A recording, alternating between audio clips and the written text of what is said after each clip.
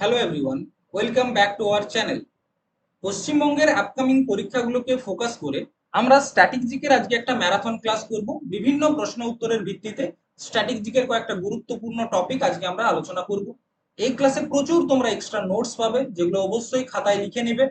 এবং এই ক্লাসটা ছাড়াও আমাদের আরো একটা সিরিজ চলছে, জিকে জিএস মাস্টার সিরিজ, যেখানে বিভিন্ন সাবজেক্টের ডেসক্রিপটিভ ক্লাস তোমাদেরকে করানো হচ্ছে।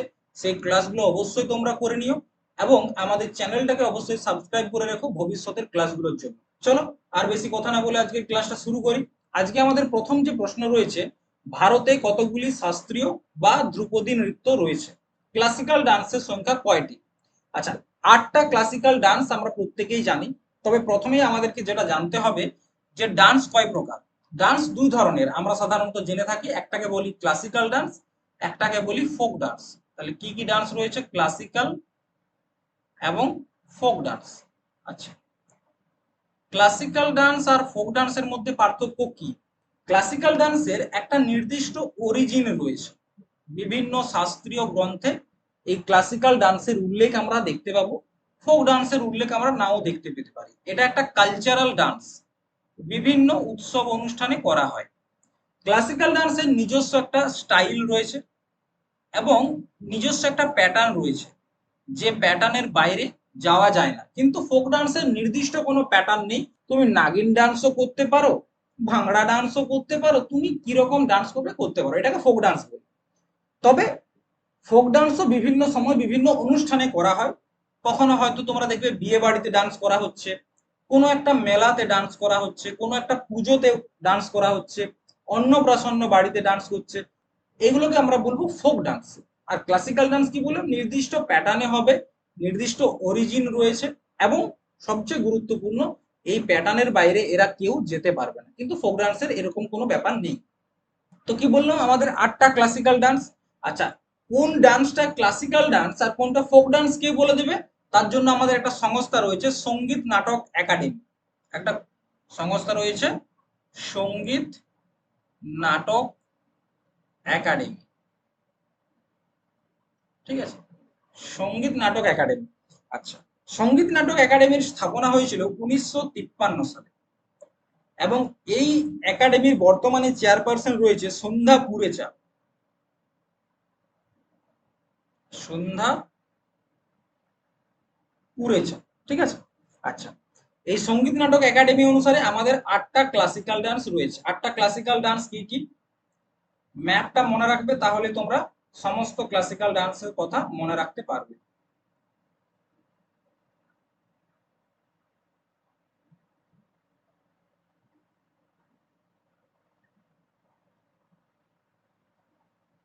দেখো, যখনই ক্লাসিক্যাল ডান্সের কথা বলবো 8টা, বিভিন্ন রাজ্যের ডান্সগুলোকে ক্লাসিক্যাল ডান্স হিসাবে মর্যাদা দেওয়া হয়েছে। যেমন তামিলনাড়ুতে একটা ক্লাসিক্যাল ডান্স রয়েছে, যে ডান্সটার নাম হচ্ছে ভারতনাট্যম। ভারতনাট্যম, ঠিক আছে, এটা হচ্ছে তামিলনাড়ুর ডান্স। আচ্ছা, এরপর চলে এসো আমাদের অন্ধ্রপ্রদেশ। অন্ধ্রপ্রদেশের একটা ক্লাসিক্যাল ডান্স রয়েছে। অন্ধ্রপ্রদেশের ক্লাসিক্যাল ডান্সটার নাম হচ্ছে কি? কুচিপুড়ি। কুচিপুড়ি। এখানে চলে এসো কেরালা। কেরালাতে দুটো ক্লাসিক্যাল ডান্স রয়েছে, মনে রাখবে। একটা হচ্ছে আমাদের মোহিনীআট্টম আর কথাকলি। কথাকলি আর মোহিনীআট্টম। কথাকলি, মোহিনীআট্টম, ঠিক আছে। আচ্ছা, এরপর চলে এসো, এখানে রয়েছে আমাদের আরো একটা রাজ্য উড়িষ্যা। উড়িষ্যার ক্লাসিক্যাল ডান্স হচ্ছে ওড়িশি। উড়িষ্যার ক্লাসিক্যাল ডান্স ওড়িশি। আচ্ছা, চলে এসো আসাম। আসামের ক্লাসিক্যাল ডান্স কি? সত্রিয়া। সত্রিয়া। চলে এসো মণিপুর। মণিপুরের ক্লাসিক্যাল ডান্স কি? মণিপুরি। তাহলে কটা হলো? 1 2 3 4 5 6 7। আর একটা আমাদের নর্থ ইন্ডিয়ার একটা ডান্স রয়েছে, যেটার নাম হচ্ছে কত্থক। তাহলে এই হচ্ছে আমাদের 8টা ক্লাসিক্যাল ডান্স। কিন্তু আমাদের দেশে আরো একটা সংস্থা রয়েছে, যেটার নাম হচ্ছে ministry of culture. Ministry of culture. এই মিনিস্ট্রি অফ কালচার বলছে আমাদের যে ছৌ নৃত্য রয়েছে এটাও একটা ক্লাসিক্যাল ডান্স। তাহলে মনে রাখবে, যদি পরীক্ষায় প্রশ্ন আসে যে ভারতে ক্লাসিক্যাল ডান্সের সংখ্যা কটা, 8টা। যদি বলে according to ministry of culture কটা, তাহলে হচ্ছে 9টা। ছৌ ডান্সটাকেও কিন্তু ধরছে মিনিস্ট্রি অফ কালচার।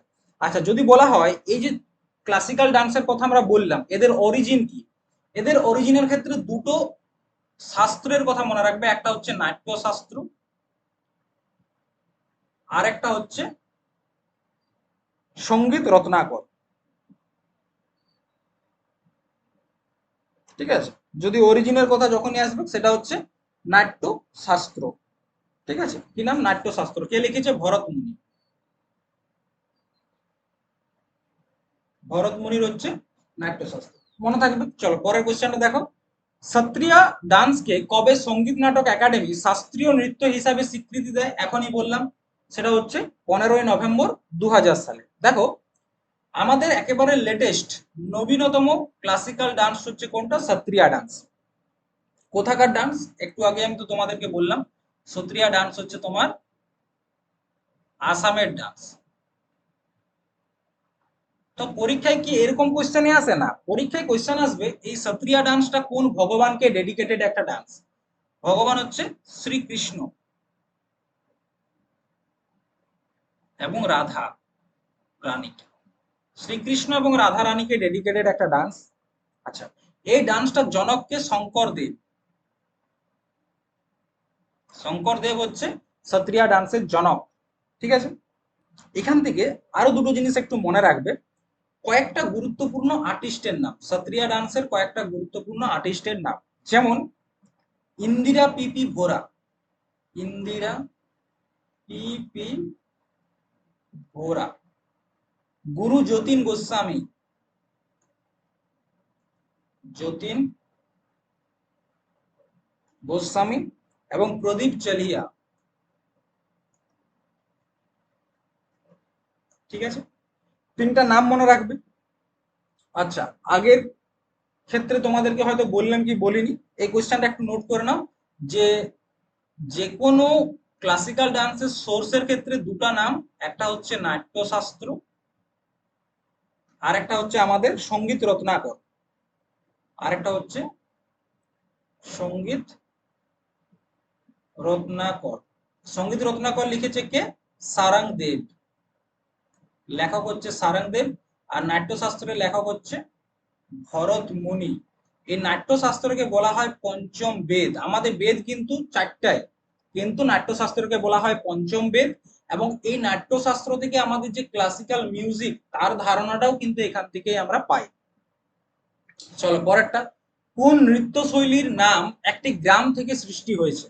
গ্রাম থেকে সৃষ্টি হয়েছে আমাদের কুচিপুড়ি। কুচিপুড়ি অন্ধ্রপ্রদেশের কুচেলপুরম, এই গ্রামটার থেকে উৎপত্তি হয়েছে বলে এটার নাম কুচিপুড়ি। আচ্ছা, এই যে কুচিপুড়ি ডান্সটার কথা আমরা বলছি, এখান থেকে একটা জিনিস মনে রাখবে, কুচিপুড়ি ডান্সটা পুরোপুরি ভগবান শ্রীকৃষ্ণকে ডেডিকেটেড। প্রথমত শ্রী কৃষ্ণকে ডেডিকেটেড, কারণ এই ডান্সের মধ্যে ভগবত পুরাণের যে কাহিনী রয়েছে, ভগবত পুরাণ, এই ভগবত পুরাণের কাহিনীটাই কিন্তু এখানে দেখানো হয়। কুচিপুড়ি ডান্সটা যখন উৎপত্তি হয় তখন তো এটা তো প্রচলিত ছিল না, তখন কি ছিল, একদল আর্টিস্ট তারা বিভিন্ন গ্রামে যে যে এই ডান্সটা প্রমোট করত। তো যারা প্রমোট করতো তাদেরকে বলা হতো ভগবতলু। কি বলা হতো? ভগবতলু। ঠিক আছে, তারা প্রমোট করতো, তার জন্য তাদেরকে এটা বলা হতো। আচ্ছা, কি বললাম যে ভগবত পুরাণের কাহিনী বলে। এই কুচিপুড়ি ডান্সের অনেকগুলো নিকনেম রয়েছে। নিকনেম মানে কি, আরো অন্যান্য নামে ডাকা হয়, যেমন থাল নৃত্য। থাল নৃত্য কেন বলা হয়? একটা সময় যদি তুমি ডান্সটা দেখো, একটা সময় যে কুচিপুড়ি ডান্সের যারা আর্টিস্ট রয়েছে তারা থালার উপর পা রেখে ডান্স করছে। বা অনেক সময় বলা হয় জলচিত্রম নৃত্য।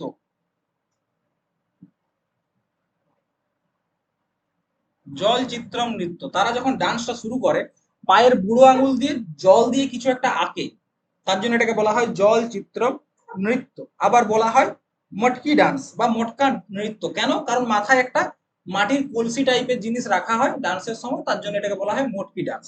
বা মটকা ডান্স, ঠিক আছে, সরি মটকি নয়, মটকা ডান্স। আচ্ছা, কুচিপুড়ি ডান্সের আদি গুরু কাকে বলা হয়, পরীক্ষায় প্রশ্ন আসে। আদি গুরু তার নাম হচ্ছে সিদ্ধেন্দ্র যোগী। চিন্তা নেই, প্রত্যেকটা ক্লাসিক্যাল ডান্স নিয়ে আলোচনা করব, ঠিক আছে। সিদ্ধেন্দ্র যোগী, তাকে বলা হয় আদি গুরু অফ কুচিপুড়ি ডান্স। একটা সময় একটা গল্প আছে যে বলা হয় সিদ্ধেন্দ্র যোগী নাকি একবার স্বপ্ন দেখেছিলেন, ভগবান শ্রীকৃষ্ণ তাকে আদেশ দিচ্ছে যে শ্রীকৃষ্ণ এবং তার রানী সত্যভামার এই যে পারিজাত ফুল এনে দেওয়া নিয়ে একটা স্টোরি রয়েছে, তোমরা হয়তো অনেকেই শুনেছো, যে রানী সত্যভামা শ্রীকৃষ্ণকে বলছে আমার জন্য পারিজাত ফুল এনে দিতে হবে, এই কাহিনীটাকে নিয়ে একটা ডান্স তৈরি করতে। তো সিদ্ধেন্দ্র যোগী কুচিপুড়ি ডান্সের ক্ষেত্রে এরকম একটা স্টোরি নিয়ে এসেছিল, তার জন্য তাকে আদি গুরু বলা হয়। আচ্ছা, তাছাড়া আরেকজন বিখ্যাত আর্টিস্ট যামিনী কৃষ্ণমূর্তি, যামিনী কৃষ্ণমূর্তি, ঠিক আছে, তার অটোবায়োগ্রাফির নাম হচ্ছে এ প্যাশন অফ ডান্স। তাছাড়া বিভিন্ন যে রেড্ডি উপাধির আর্টিস্ট পাবে, যেমন তোমার রাধা রেড্ডি, রাজা রেড্ডি, পদ্মজা রেড্ডি, তারা প্রত্যেকেই হচ্ছে কুচিপুড়ি ডান্সের ক্ষেত্রে অ্যাসোসিয়েট বা যুক্ত। কথাকলি ডান্সটা কোথাকার বললাম, কেরালার ডান্স, কথাকলি, ওড়িশি, উড়িষ্যা, সত্রিয়া, আসাম। নেক্সট, মধ্যপ্রদেশের নিম্নের কোন লোকনৃত্য মহিলাদের পোশাকে পুরুষদের দ্বারা ঢোলক ও নাগারা সঙ্গীতের সঙ্গে পরিবেশন করা হয়? কোন ডান্সটা? এটা হচ্ছে রাই ডান্স। রাই ডান্সটা মধ্যপ্রদেশের যে বুন্দেলখণ্ডের এরিয়া রয়েছে, সে বুন্দেলখণ্ড এরিয়াতে হয়, এবং এখানকার একটা উপজাতি রয়েছে বেড়িয়া কমিউনিটি বা বেড়িয়া উপজাতি, তারা করে থাকে, ঠিক আছে। আচ্ছা, এই জাওয়ারা ডান্স, এটাও কিন্তু মধ্যপ্রদেশেরই একটা ডান্স। এই ডান্সটার একটা বৈশিষ্ট্য হচ্ছে যারা ফিমেল ডান্সার, ঠিক আছে, যারা ফিমেল ডান্সার তারা মাথার উপর ঝুড়ি ব্যালেন্স করে যে জোয়ার ফসল রয়েছে সেটাকে নিয়ে যায়, এটা হচ্ছে জোয়ারা ডান্স। আচ্ছা, একটা ডান্স রয়েছে গিদ্দা। গিদ্দা হচ্ছে তোমার পাঞ্জাবের একটা ডান্স, পাঞ্জাব, এবং পাঞ্জাবের শুধুমাত্র যারা মহিলা রয়েছে তারা এই ডান্সটা করে। আচ্ছা, মটকি ডান্স, এটাও একটা মধ্যপ্রদেশের ফোক ডান্স। নেক্সট, ভারতনাট্যম কোন রাজ্যের শাস্ত্রীয় নৃত্য? উত্তরপ্রদেশ, তামিলনাড়ু, আসাম, ছত্তিশগড়। আচ্ছা, যখন এই ভারতনাট্যমের কথা আসবে এটা তামিলনাড়ুর ডান্স, এবং এটা হচ্ছে ওল্ডেস্ট ক্লাসিক্যাল ডান্স, সব থেকে প্রাচীনতম ক্লাসিক্যাল ডান্স কোনটা? ভারতনাট্যম। আচ্ছা, এই ভারতনাট্যমের অনেকগুলো নাম ছিল, যেমন দাসিয়াট্যম। দাসিয়াট্টম কেন বলা হতো? কারণ এই ডান্সটার অরিজিন যদি আমরা দেখি, যারা মন্দিরের দেবদাসী তারা এই ডান্সটা শুরু করেছিল, এবং একটা সময় যখন ভারতে ব্রিটিশরা শাসন করছে, ভারতনাট্যম ডান্সটাকে কিন্তু ব্যান করে দেওয়া হয়েছিল। তার কারণটা কি? এই ডান্সটা হতো মন্দিরের দাসীরা করত, এবং অনেক সময় দেখা গেছে মাদ্রাজের কিছু মন্দিরে যারা পুরোহিত তারা এই দেবদাসীদের উপর শারীরিক নিগ্রহ করেছে, যে কারণে একটা সময় এটাকে ব্যান করে দেওয়া হয়েছিল। পরবর্তী ক্ষেত্রে ই কৃষ্ণন আইয়ার এবং রুক্মিণী দেবী অরুণডালে এই দুজন ব্যক্তিত্ব মিলে এই ডান্সটাকে আবার জীবিত করেছে, এবং দেবদাসীদের কাছ থেকে বার করে সমস্ত ভারতের মধ্যে ছড়িয়ে দিয়েছে, যারা প্রত্যেকে এই ডান্সটা করতে পারে। তো ওই দুটো নাম কিন্তু মনে রাখবে, রুক্মিণী দেবী অরুণডালে, ই কৃষ্ণন আইয়ার। আচ্ছা, এগুলো আমি একটু পরেও আলোচনা করব। তার আগে দেখো, এই যে ভারতনাট্যম, একটা নাম বললাম কি, দাসিয়াট্টম, আরেকটার নাম মনে রাখবে, আরেকটা নাম বলা হয় সাদিরাট্টম। তামিল ভাষাতে আট্টম বা নাট্যম শব্দের অর্থ হচ্ছে ডান্স, ঠিক আছে। আচ্ছা, এই ডান্সকে বলা হয় একহার্য ডান্স। একহার্য ডান্স কারণ কি? এই ডান্সটা একজন আর্টিস্ট একাই করে, যখন করা হয় একাই করে। আচ্ছা, এই যে ভারতনাট্যম, এই নামটার ক্ষেত্রে অনেকটা মিনিং তোমরা লুকিয়ে দেখতে হয়। ভ ফর হচ্ছে ভাব, মানে এই ডান্সটা করতে গেলে প্রপার একটা এক্সপ্রেশন দরকার হবে, প্রপার এক্সপ্রেশন দরকার। র ফর রাগ, একটা প্রপার মিউজিক দরকার, এবং ত ফর তাল, একটা স্টাইলে বা একটা প্যাটার্নে তৈরি হবে। ভারতনাট্যম ডান্সের ক্ষেত্রে বেশ কিছু তোমার টার্ম রয়েছে, আমাদেরকে পরীক্ষায় প্রশ্নে দেখতে পাই। টার্ম যেমন, একটা টার্ম পাবে আলারিপু। আলারিপু, আলারিপু বলতে কি? আলারিপু মানে যখন ভারতনাট্যম ডান্সটা স্টার্ট হচ্ছে সেই সময়টাকে বলা হয় আলারিপু। আচ্ছা, যখন এন্ড হয় তখন বলা হয় তিলনানা, সেই সময়টাকে বলা হয় এন্ডটাকে তিলনানা। এবং এই যে কমপ্লিট প্রথম থেকে শেষ পর্যন্ত পুরো একটা পারফরমেন্সকে বলা হয় মারগম। মারগম, কমপ্লিট পারফরমেন্স। ঠিক আছে। আচ্ছা, আর যারা ভারতনাট্যম ডান্স শেখায় মানে যারা টিচার তাদেরকে বলা হয় নট্য বোনার। তাদেরকে কি বলা হয়, যারা গুরু তাদেরকে বলা হয় নট্য বোনার। এই ডান্সটা পুরোপুরি ভগবান শিবকে ডেডিকেটেড একটা ডান্স। ঠিক আছে, ভগবান শিবকে একটা ডেডিকেটেড একটা ডান্স, এটা মাথায় রাখবে ভরতনাট্যম ডান্সের ক্ষেত্রে। আচ্ছা, আমি কি বললাম যে দুটো নাম অবশ্যই মনে রাখবে, একটা হচ্ছে রুক্মিণী দেবী অরুণডালে, রুক্মিণী দেবী অরুণডালে এবং কৃষ্ণন আইয়ার, এই দুটো নাম। রুক্মিণী দেবী অরুণডালে 1936 সালে একটা সংস্থা তৈরি করেছিলেন যেটার নাম হচ্ছে কলাক্ষেত্র ফাউন্ডেশন।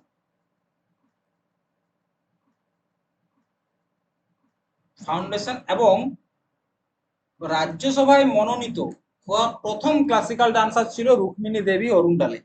আচ্ছা, এখান থেকে আরো একটা জিনিস মনে রাখবে যে ভারতনাট্যম ডান্সের সময় একটা আর্টিস্টের তার যে শরীরের পুরো ওয়েট তাদের পায়ের মধ্যে থাকে এবং তারা ডান্স করার সময় তারা হাতের আঙুল দিয়ে, তিনটা আঙুল দিয়ে ওম চিহ্নটা দেখায়। ঠিক আছে। নেক্সট, কৃষ্ণ আট্টম কোন রাজ্যের লোকনৃত্য? প্রথমত, কৃষ্ণ আট্টম কোনো লোকনৃত্য নয়, এটা হচ্ছে এক ধরনের ক্লাসিক্যাল ডান্স। ঠিক আছে, এটা হচ্ছে আমাদের যে কেরালা রাজ্য রয়েছে সেখানকার ক্লাসিক্যাল ডান্স। তোমরা বলবে স্যার কৃষ্ণ আট্টম নিয়ে তো কোনো ক্লাসিক্যাল ডান্স শুনিনি। তো তোমরা নিশ্চয়ই কথাকলিটার নাম শুনেছো।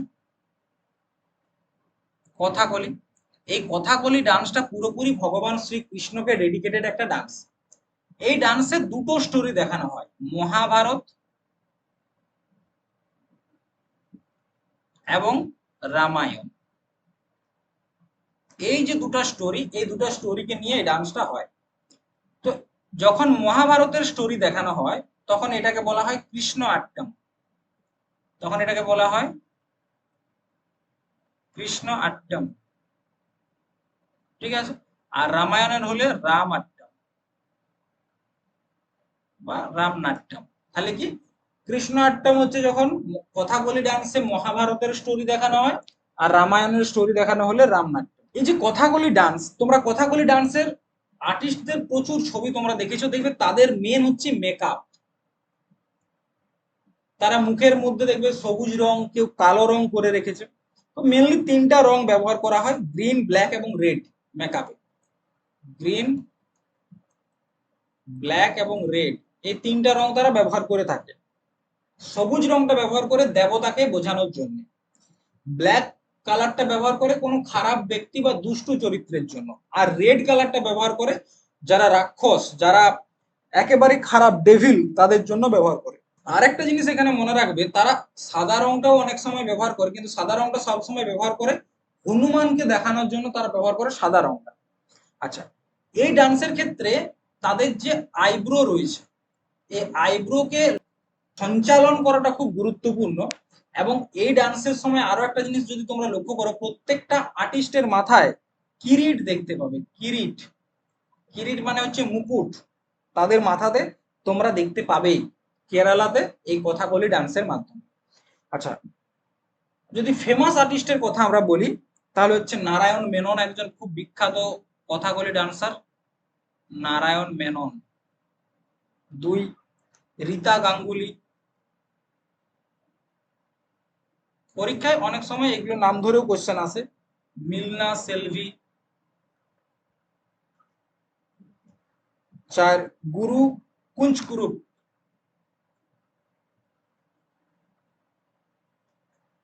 ঠিক আছে, এইগুলো হচ্ছে আমাদের কথা কেরালার যে কথাকলি ডান্স রয়েছে বা কৃষ্ণ আট্টম রয়েছে তার বৈশিষ্ট্য।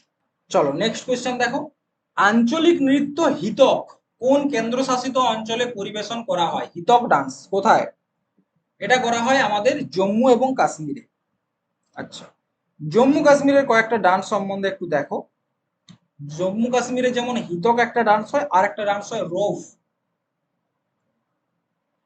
এই ডান্সটা হচ্ছে মহিলাদের ডান্স, প্রথম মহিলাদের ডান্স, এবং কোয়েশ্চেন অ্যান্সারের ডান্স। এই ডান্সে মহিলা একে অপরকে কোয়েশ্চেন জিজ্ঞেস করে অ্যান্সার দেয়, এরকম একটা ডান্স। এবং এই ডান্সের আরো একটা নাম হচ্ছে দুমহাল ডান্স। দুমহাল ডান্স, ঠিক আছে। আচ্ছা, একটু লাদাখ সম্বন্ধে দেখে নি। লাদাখ, লাদাখের অনেকগুলো ফোক ডান্স রয়েছে যেগুলো পরীক্ষায় আসে। যেমন তোমরা একটা ফোক ডান্স পাবে, সেটা হচ্ছে স্পাও ডান্স। স্পাও, স্পাও ডান্সটা কারো করে, এখানে একটা উপজাতি রয়েছে চাংবা, এই উপজাতিটাই করে থাকে। তাছাড়া যেমন তোমরা দেখতে পাবে ছাম ডান্স, বা এটাকে বলা হয় তোমার মাস্ক ডান্স। কারণ হেমিস গুম্পা যে ফেস্টিভ্যাল হয়, সেই ফেস্টিভ্যালের সময় এই ডান্সটা করা হয়। এবং বুদ্ধিস্ট যারা মঙ্ক বা ভিক্ষুক রয়েছে, তারা এই ডান্সটা করে থাকে, ঠিক আছে। আর কি থাকে, সন্ডল ডান্স। সন্ডল ডান্স, সন্ডল ডান্সটা কারা করে থাকে, এটাও লাদাখ হয়। সন্ডল, এটাকে বলা হয় রয়্যাল ডান্স অফ লাদাখ, ঠিক আছে। নেক্সট নোট করো, জ্যাব্রো ডান্স। জ্যাব্রো ডান্স কোথাকার, এটাও কিন্তু লাদাখের ডান্স। লাদাখের যে নোমেডিক তিব্বেটিয়ান কমিউনিটি আছে, তাদের একটা ডান্স লোসার ফেস্টিভ্যালের সময় করা হয়। লোসার ফেস্টিভ্যালের সময় এই ডান্সটা করা হয়। চলো নেক্সট, ধিমসা কোন রাজ্যে প্রচলিত নৃত্য? মধ্যপ্রদেশ, বিহার, ছত্তিশগড়, অন্ধ্রপ্রদেশ। ধিমসা হচ্ছে অন্ধ্রপ্রদেশের ডান্স। শুধুমাত্র যে অন্ধ্রপ্রদেশ তা কিন্তু নয়, উড়িষ্যা এবং ছত্তিশগড় এই দুটো রাজ্যেও ধিমসা ডান্সটা দেখতে পাওয়া যায়। ধিমসা ডান্সটার বৈশিষ্ট্য কি, একে অপরের কাঁধে হাত দিয়ে করে ডান্স করে। আদিবাসীদের যে ডান্সটা যদি তোমরা দেখো, সেরকম ডান্স, একে অপরের কাঁধে হাত দিয়ে এই ডান্সটা করা হয়। কোন ডান্সটা? এই ধিমসা ডান্সটা করা হয়, ঠিক আছে। আচ্ছা, অন্ধ্রপ্রদেশের একটা বিখ্যাত ডান্স হচ্ছে বীর নাট্যম। বীর নাট্যম। আচ্ছা, তারপর রয়েছে কোলাট্টম। এই যে কোলাট্টম ডান্সটা রয়েছে, এটাকে বলা হয় স্টিক ডান্স। আমাদের পশ্চিমবঙ্গ, পাঞ্জাব, এখানে যেমন লাঠি নৃত্য হয়, সেটাকে বলা হচ্ছে অন্ধ্রপ্রদেশে কোলাট্টম। বুড়া কথা, এটা এক ধরনের নাটক টাইপের ডান্স, স্টোরি টেলিং ডান্স, ঠিক আছে। আচ্ছা, চলো বিহারের আমরা কয়েকটা আলোচনা করে নিই। বিহারের ক্ষেত্রে যেমন পাবো জাট জাটনি, ফোক ডান্স। জাট জাটনি, বিদেশিয়া, বোখো বোখনি, এগুলো হচ্ছে বিহারের ডান্স। আর ছত্তিশগড়ের কি কি পাবো, যেমন একটা হচ্ছে পন্থী ডান্স। পন্থী ডান্সটা কি, এখানকার একটা সতনামি উপজাতি রয়েছে, সতনামি, তাদের ডান্স হচ্ছে পন্থী ডান্স। গোরমারিয়া ডান্স, গোরমারিয়া ডান্স, সুবা ডান্স,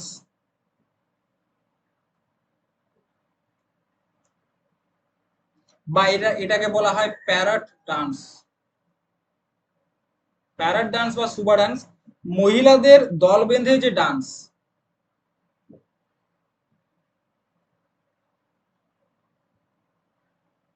এটাকে বলা হয় প্যারট ডান্স। আর একটা হচ্ছে তোমার পন্ডবানি, পান্ডবানি, এই ডান্সের মধ্যে পাণ্ডবদের যে স্টোরি সেটা বলা হয়। আর একটা রয়েছে রাউত ডান্স। দেখো একটু আগে পেলে রফ, সেটা হচ্ছে জম্মু কাশ্মীরের। আর একটা হচ্ছে রাউত ডান্স, এটা হচ্ছে তোমার ছত্তিশগড়ের ডান্স। যাদব যে উপজাতি রয়েছে, তাদের ডান্স হচ্ছে কোনটা, রাউত ডান্স। নেক্সট, দেখো আমাদের নেক্সট কোশ্চেন যেটা রয়েছে, গতিপুয়া কোন রাজ্যের লোকনৃত্য? মহারাষ্ট্র, উড়িষ্যা, কেরালা, অন্ধ্রপ্রদেশ। গতিপুয়া হচ্ছে আমাদের উড়িষ্যা রাজ্যের একটি ডান্স। আচ্ছা, গতি এবং পুয়া এই দুটো শব্দের দুটো আলাদা মানে রয়েছে। গতি শব্দের অর্থ হচ্ছে সিঙ্গেল, আর পুয়া শব্দের অর্থ হচ্ছে বয়। তার মানে কি, সিঙ্গেল বয় এই ডান্সটা ডান্স করবে। ইয়াং যারা বাচ্চা রয়েছে, যেমন 8 থেকে 15 বছরের যারা রয়েছে, তারা এই ডান্সটা করে থাকে উড়িষ্যাতে। উড়িষ্যার আরো একটা ডান্স আমরা জানি, সেটা হচ্ছে তোমার ঘুমারা ডান্স। ঠিক আছে, এটা মনে রাখবে, উড়িষ্যার ডান্স। আচ্ছা, মহারাষ্ট্রের ক্ষেত্রে অনেকগুলো ডান্স রয়েছে, যেমন লাবনি ডান্স। লাবনি শব্দের অর্থ হচ্ছে সুন্দর, মানে মহিলারা করবে। লেজিম ডান্স। লেজিম ডান্স, লেজিম হচ্ছে এক ধরনের বাদ্যযন্ত্র। এই ডান্সটা তোমরা দেখতে পাবে গণেশ চতুর্থীর সময়। ঠিক আছে। আচ্ছা, আর একটা ডান্স রয়েছে কোলি ডান্স। এখানকার যারা মাছ ধরার উপজাতি, ফিশিং কমিউনিটি রয়েছে, তারা এই ডান্সটা করে থাকে। আচ্ছা, চলে এসো কেরালা। কেরালাতে কি কি ডান্স পাবে? থেইয়াম। কেরালাতে একটা ডান্স রয়েছে থেইয়াম। থেইয়াম কেরালার ডান্স। আচ্ছা, পদায়নী ডান্স। এই ডান্সটা dedicated to Bhadrakali. Dedicated to Bhadrakali. ঠিক আছে। আচ্ছা, তাছাড়া পাবে মুড়িয়াট্টু। মুড়িয়াট্টু ডান্স, এই ডান্সটা ইউনেস্কো স্বীকৃত একটা ডান্স। এই ডান্সটার মধ্যে দেখানো হয় যে মা কালী দ্বারিকা নামে একটা রাক্ষসের উপর বিজয় লাভ করছে। তাহলে কি দেখাচ্ছে? Goddess Kali victory over devil Dwarika. Dwarika devil বলো, ডেমন বলো, মানে সে একজন রাক্ষস। আচ্ছা, কোল কালী, এটা হচ্ছে এখানকার স্টিক ডান্স। Stick dance. তারপর হচ্ছে ওপেন, ওপেনস, ওপেন। ঠিক আছে, এটা হচ্ছে এখানকার বিয়ে করার ডান্স, ওয়েডিং ডান্স। চলো নেক্সট, ইয়ক্স গান কোন রাজ্যের প্রচলিত নৃত্য? ইয়ক্স গান, ইয়ক্স গান হচ্ছে আমাদের কর্ণাটক রাজ্যের একটা প্রচলিত ডান্স। কর্ণাটকের কয়েকটা বিখ্যাত ডান্স হচ্ছে, যার মধ্যে একটা হচ্ছে তোমার ডলু কুনিথা। ডলু কুনিথা। ঠিক আছে, পুরুষেরা করে থাকে। হুলি ভেসা ডান্স। হুলি ভেসা ডান্স, এটাকে বলা হয় টাইগার ডান্স। কি বলা হয়? টাইগার ডান্স বলা হয়। আচ্ছা, তাছাড়া রয়েছে বীর গাছে। বীর গাছে এখানকার ডান্স। আচ্ছা, অরুণাচল প্রদেশেরটা একটু নোট করে নাও, পপির ডান্স। পপির এখানকার ডান্স। আচ্ছা, এখানকার একটা ডান্স রয়েছে lion and peacock dance. Lion and peacock dance, মানে সিংহ আর ময়ূরের তোমার পোশাক পরে ডান্স করে। ঠিক আছে। আর একটা হচ্ছে পনুং ডান্স। পনুং ডান্সটা এখানকার যে আদি উপজাতি রয়েছে, আদি ট্রাইব, তারা করে থাকে। কোন নৃত্যশিল্পী সংশোধনাগারগুলির বাসিন্দাদের জন্য উদ্যোগ নিয়েছেন? এটা হচ্ছে অলকানন্দা রায়।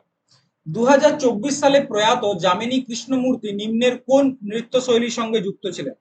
যামিনী কৃষ্ণমূর্তি ভারতনাট্যম এবং কুচিপুড়ি, ভারতনাট্যম এবং কুচিপুড়ি এই দুটো ডান্সের সাথেই যুক্ত ছিলেন। ঠিক আছে। আচ্ছা, ভারতনাট্যমের সাথে অ্যাসোসিয়েটেড কয়েকটা বিখ্যাত আর্টিস্ট, যেমন লীলা স্যামসন,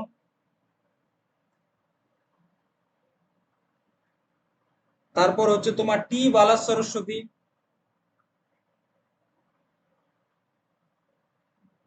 ঠিক আছে, মৃণালিনী সারাভাই,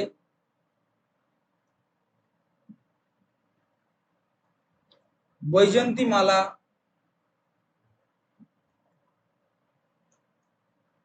মালবিকা সারাভাই।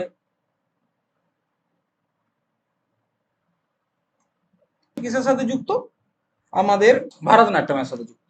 আচ্ছা, মণিপুরি অত্যন্ত গুরুত্বপূর্ণ, এখানে লিখছি মণিপুরি। মণিপুরীর ক্ষেত্রে মনে রাখবে ঝাবেরি সিস্টার। ঝাবেরি সিস্টার, চারজন বোন, তাদের একত্রে বলা হয় ঝাবেরি সিস্টার। চারজনকার বোনের নাম কি? রঞ্জনা, দর্শনা, নয়না, সুবর্ণা। কি কি বলছে? আচ্ছা, কালারটা একটু চেঞ্জ করে নি, বুঝতে সুবিধা হবে। এক হচ্ছে তোমার রঞ্জনা, নয়না, দর্শনা, আর একটা হচ্ছে সুবর্ণা। এই চারজনকে একত্রে বলা হয় ঝাবেরি সিস্টার। তাছাড়া গুরু বিপিন সিং, গুরু বিপিন সিং, তাছাড়া যেমন চারু মাথুর, ঠিক আছে, সেটা। ও মণিপুরি ডান্সের ক্ষেত্রে ব্যবহার করা হয় পুং বা চোলাম, ঢোলকের মতো দেখতে এক ধরনের বাদ্যযন্ত্র। তারপর চলে এসো কত্থক। কত্থক, কত্থক হচ্ছে আমাদের নর্থ ইন্ডিয়ার একটা ডান্স। এই ডান্সের সব থেকে গুরুত্বপূর্ণ বিষয় হচ্ছে ঘুংরু। আর্টিস্টরা পায়ে ঘুংরু পরবে। কত্থক ডান্সের তিনটা ঘরানা রয়েছে। একটাকে বলা হয় জয়পুর ঘরানা, বেনারস ঘরানা,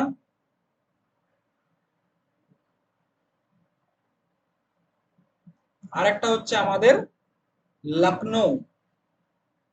আচ্ছা, আমাদের যতগুলা ক্লাসিক্যাল ডান্স আছে সেখানে তোমরা বেশিরভাগ ক্লাসিক্যাল ডান্সে মানে 8টার মধ্যে 7টা classical dance dedicated to Hinduism. কিন্তু কত্থক ডান্সটা এমন একটা ডান্স যেটার মধ্যে মিক্সড কালচার তোমরা পাবে। হিন্দুইজম এবং ইসলামিক দুই ধরনেরই কালচার এখানে দেখতে পাবে। আচ্ছা, চলে এসো জয়পুর ঘরানা। জয়পুর ঘরানার কয়েকজন বিখ্যাত আর্টিস্ট হচ্ছে ভানুজি মহারাজ, পণ্ডিত কুন্দন লাল, গীতাঞ্জলি লাল। ভানুজি মহারাজ, ভানুজি মহারাজ, কুন্দন লাল, পণ্ডিত কুন্দন লাল এবং গীতাঞ্জলি লাল,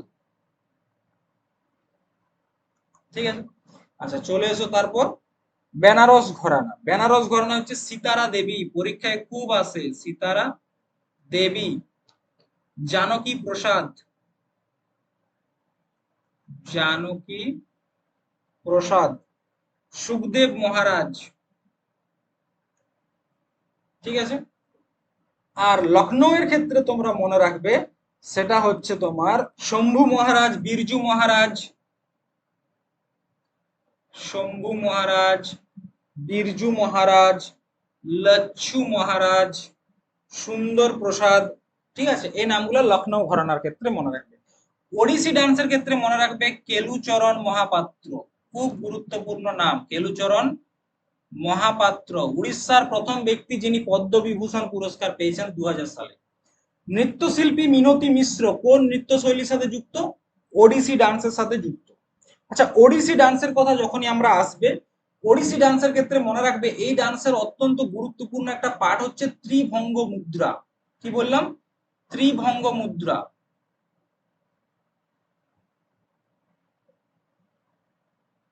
ত্রিভঙ্গ মুদ্রা মানে শরীরটাকে 3 ভাগে ভাগ করা।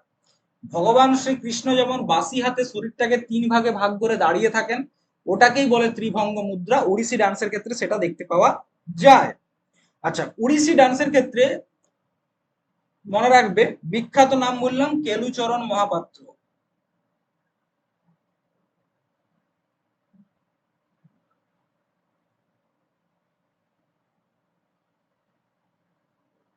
কেলুচরণ মহাপাত্র, সোনাল মান সিং,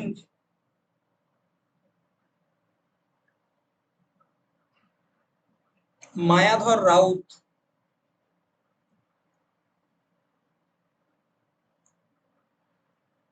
চার্লস ফেব্রি,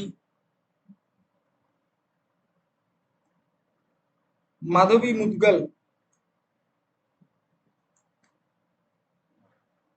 ঠিক আছে। চলো নেক্সট, মল্লিকা সারাভাই কোন নৃত্যশিল্পীর সাথে যুক্ত? ভারতনাট্যমের সাথে যুক্ত। আচ্ছা, পণ্ডিত বিরজু মহারাজ কোন ডান্সের সাথে যুক্ত? কত্থক ডান্সের সাথে যুক্ত, এখনই বলেছি। পান্নালাল ঘোষ কোন বাদ্যযন্ত্রের সাথে যুক্ত? পান্নালাল ঘোষ, পান্নালাল ঘোষ যুক্ত হচ্ছে আমাদের বাঁশির সাথে। বাঁশির সাথে যুক্ত হচ্ছে পান্নালাল ঘোষ। বাঁশির সাথে যুক্ত কে কে রয়েছে? হরিপ্রসাদ চৌরাসিয়া, হরিপ্রসাদ চৌরাসিয়া, রাকেশ চৌরাসিয়া, রাকেশ চৌরাসিয়া, রাজেন্দ্র প্রসন্ন, ঠিক আছে, বাঁশি। আচ্ছা, চলে এসো সেতার। সেতারের ক্ষেত্রে যুক্ত কে কে রয়েছে? পণ্ডিত রবিশঙ্কর, খুব গুরুত্বপূর্ণ নাম, পণ্ডিত রবিশঙ্কর। তিনি 1999 সালে 1999 সালে ভারতের সর্বোচ্চ পুরস্কার ভারত রত্ন পুরস্কার পেয়েছেন।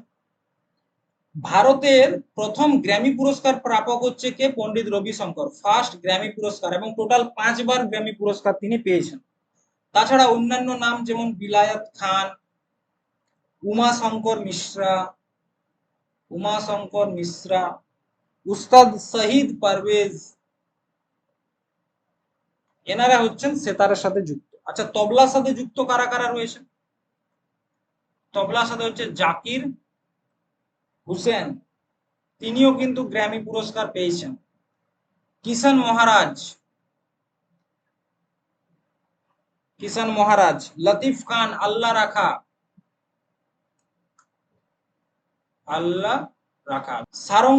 সারঙ্গীর ক্ষেত্রে যে নামগুলো মনে রাখবে, যেমন একটা নাম হচ্ছে তোমার উস্তাদ বুন্দু খান, পরীক্ষায় প্রচুর পাবে, প্রচুর আসে।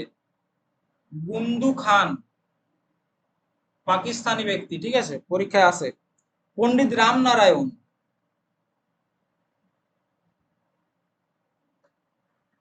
আব্দুল লতিফ খান এবং করিম খান, ঠিক আছে। নেক্সট, জাকির হোসেন কোন বাদ্যযন্ত্রের সাথে যুক্ত? জাকির হোসেন কোন বাদ্যযন্ত্রের সাথে যুক্ত? জাকির হোসেন কিসের সাথে যুক্ত? তবলা। আচ্ছা, সন্তুর, বাঁশি, বাঁশি নিয়ে আলোচনা হয়ে গেছে, সেতার নিয়ে আলোচনা হয়ে গেছে, সন্তুরটা নিয়ে আলোচনা হয়নি না, এটা নিয়ে আলোচনা করে নাও। সন্তুর হচ্ছে তোমার শিবকুমার শর্মা,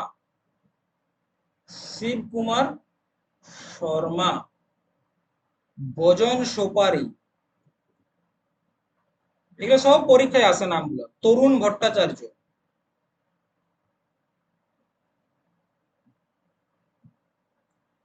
এখানে আরেকটা অ্যাড করে নাও, সেটা হচ্ছে সরোদ, এটা নিয়ে এখন একবারও আলোচনা হয় নাই। আলাউদ্দিন খান,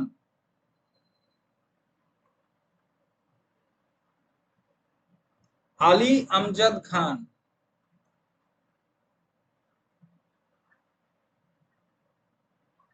আলী আকবর খান, ঠিক আছে। নেক্সট, আলী আকবর খান কোন বাদ্যযন্ত্রের সাথে যুক্ত? সেটা তো আমি বলেই দিলাম, সরোদ। আচ্ছা, সেনাইয়ের সাথে যুক্ত বিসমিল্লাহ খান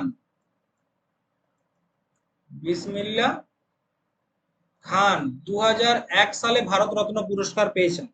আচ্ছা, আমাদের যে মিউজিক্যাল ইনস্ট্রুমেন্ট গুলা রয়েছে, মিউজিক্যাল ইনস্ট্রুমেন্ট, এই মিউজিক্যাল ইনস্ট্রুমেন্টকে না আমরা 4 ভাগে ভাগ করতে পারি। একটাকে বলা হয় তার যুক্ত বা স্ট্রিং যুক্ত, ঠিক আছে, বা যেটাকে বলি তত্ত্ব বাদ্যযন্ত্র। একটা হচ্ছে সুষির বাদ্যযন্ত্র, একটা হলো আমাদের ঘন বাদ্যযন্ত্র, আর একটা হচ্ছে অনবদ্য বাদ্যযন্ত্র। এই 4 ধরনের বাদ্যযন্ত্র সম্পর্কে আমরা জানি। দেখো, স্ট্রিং বাদ্যযন্ত্র মানে যেটাতে তার ব্যবহার করা হবে, যেমন সারঙ্গী, সরোদ, সন্তুর, এগুলো হচ্ছে স্ট্রিং যুক্ত। সুষির বাদ্যযন্ত্র যেগুলোতে হাওয়া ব্যবহার করা হয়, সেহনাই, বাঁশি, ঠিক আছে। আচ্ছা, বিনাও একটা হচ্ছে আমাদের তোমার স্ট্রিং যুক্ত। আচ্ছা, ঘন বাদ্যযন্ত্র কোনগুলাকে বলবো? যেমন তোমার করতাল, এটা হচ্ছে এক ধরনের ঘন বাদ্যযন্ত্র। আর অনবদ্য বাদ্যযন্ত্র মানে যেখানে কাঠ এবং চামড়া এই দুটো জিনিস ব্যবহার করা হবে, সেটাকে বলবো অনবদ্য বাদ্যযন্ত্র। নেক্সট, শিবকুমার শর্মা কোন বাদ্যযন্ত্রের সাথে যুক্ত? শিবকুমার শর্মা সন্তুরের সাথে যুক্ত। নেক্সট, পণ্ডিত রবিশঙ্কর কিসের সাথে যুক্ত? সেতারের সাথে যুক্ত। এখান থেকে একটা জিনিস নোট করবে, বীণা, বীণা নিয়ে একবারও আলোচনা হয়নি। বীণা 2 ধরনের হয়, একটাকে বলা হয় মোহন বীণা, আর একটাকে বলা হয় রুদ্র বীণা। তবে বীণার ক্ষেত্রে কয়েকটা নাম একটু মনে রেখে দিও। এস বালচন্দ্রন, বিশ্বমোহন ভট্ট, বিশ্বমোহন ভট্ট, আসাদ আলী খান, আসাদ আলী খান। নেক্সট, 2026 সালে পশ্চিমবঙ্গ থেকে মোট কতজন পদ্ম পুরস্কার পেয়েছেন? 2026 সালে পশ্চিমবঙ্গ থেকে মোট 11 জন পদ্ম পুরস্কার পেয়েছেন। দেখো আমাদের যে পদ্ম পুরস্কার রয়েছে, পদ্ম পুরস্কারকে আমরা তিনটা ভাগে ভাগ করতে পারি। একটা হচ্ছে পদ্ম বিভূষণ, পদ্ম ভূষণ আর পদ্মশ্রী। এই তিনটা হচ্ছে আমাদের পদ্ম পুরস্কার, যেটা 1954 সালে শুরু হয়েছিল, ঠিক আছে। আচ্ছা, আরেকটা রয়েছে আমাদের কি ভারত রত্ন, যেটা হচ্ছে আমাদের ভারতের সর্বোচ্চ পুরস্কার, ভারত রত্ন। আচ্ছা, কি দিয়ে তৈরি? Made of bronze, made of bronze. এবং এটার যে সামনের দিকটা ভারত রত্ন পুরস্কার, সেখানে সূর্যের চিহ্ন থাকে এবং দেবনাগরী হরফে লেখা থাকে ভারত রত্ন, এবং পিছন দিকটাতে অশোক স্তম্ভ থাকে এবং সত্যমেব জয়তে লেখা থাকে। ভারতের সর্বোচ্চ সামরিক সম্মান কোনটি? সর্বোচ্চ সামরিক সম্মান সেটা হচ্ছে আমাদের পরমবীর চক্র। দেখো সামরিক সম্মান আমাদের দুই ধরনের হয়, একটা হচ্ছে যুদ্ধকালীন আর একটা শান্তিকালীন, দুই ধরনের। একটা হচ্ছে যুদ্ধকালীন আর একটা হলো আমাদের শান্তিকালীন। যুদ্ধকালীন কি কি রয়েছে? যেমন একটা হচ্ছে পরমবীর চক্র, দুই নোট করো মহাবীর চক্র, আর তিন নম্বরের হচ্ছে বীর চক্র। এই তিনটা পুরস্কার, এটা মনে রাখবে, মানে সবার উপরে রয়েছে পরমবীর চক্র, তারপর মহাবীর চক্র, তারপরে বীর চক্র, এরকম, ঠিক আছে। সর্বোচ্চ সম্মান হচ্ছে পরমবীর চক্র। পরমবীর চক্র প্রথম পেয়েছিল কে জানো? মেজর সোমনাথ শর্মা প্রথম পেয়েছিল, মেজর সোমনাথ শর্মা প্রথম পেয়েছিল। আর শান্তিকালীনে হচ্ছে তোমার অশোক চক্র প্রথম, সেকেন্ড হচ্ছে তোমার কীর্তি চক্র, আর থার্ড হচ্ছে তোমার শৌর্য চক্র। এই পুরস্কারগুলো শুধুমাত্র যে কোনো সৈন্য পাবে তাই নয়, কোনো সিভিলিয়ানও পেতে পারে, সেগুলো হচ্ছে শান্তিকালীন যেগুলো রয়েছে, আর যুদ্ধকালীনটা শুধুমাত্র সৈন্যরা পায়। চলো নেক্সট, শান্তিস্বরূপ ভাটনগর পুরস্কার কোন ক্ষেত্রে দেওয়া হয়? শান্তিস্বরূপ ভাটনগর পুরস্কার দেওয়া হয় কিসের জন্য? বিজ্ঞান এবং প্রযুক্তির জন্য। দেখো শান্তিস্বরূপ ভাটনগর পুরস্কারটা এটা দিয়ে থাকে সিএসআইআর বলে একটা সংস্থা আমাদের রয়েছে, সিএসআইআর, তারা দেয়, council of scientific and industrial research, council of scientific and industrial research, এই সংস্থাটা আমাদের শান্তিস্বরূপ ভাটনগর পুরস্কার দিয়ে থাকে। কারণ এই সিএসআইআর এর প্রথম যে ডাইরেক্টর, তার নাম ছিল শান্তিস্বরূপ,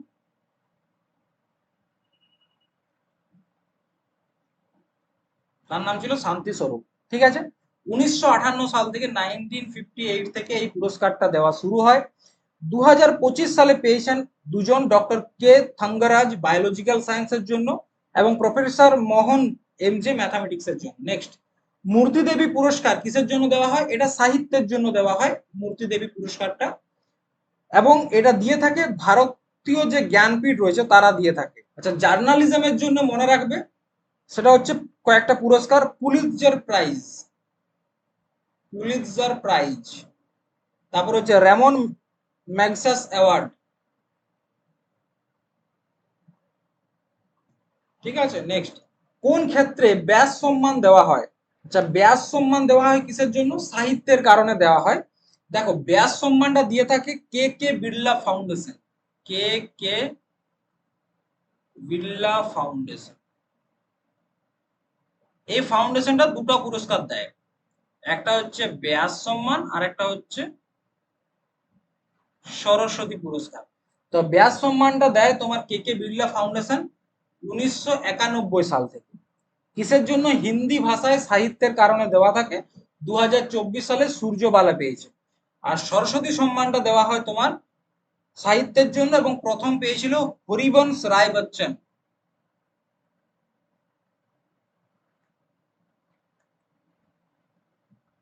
অমিতাভ বচ্চনের বাবা।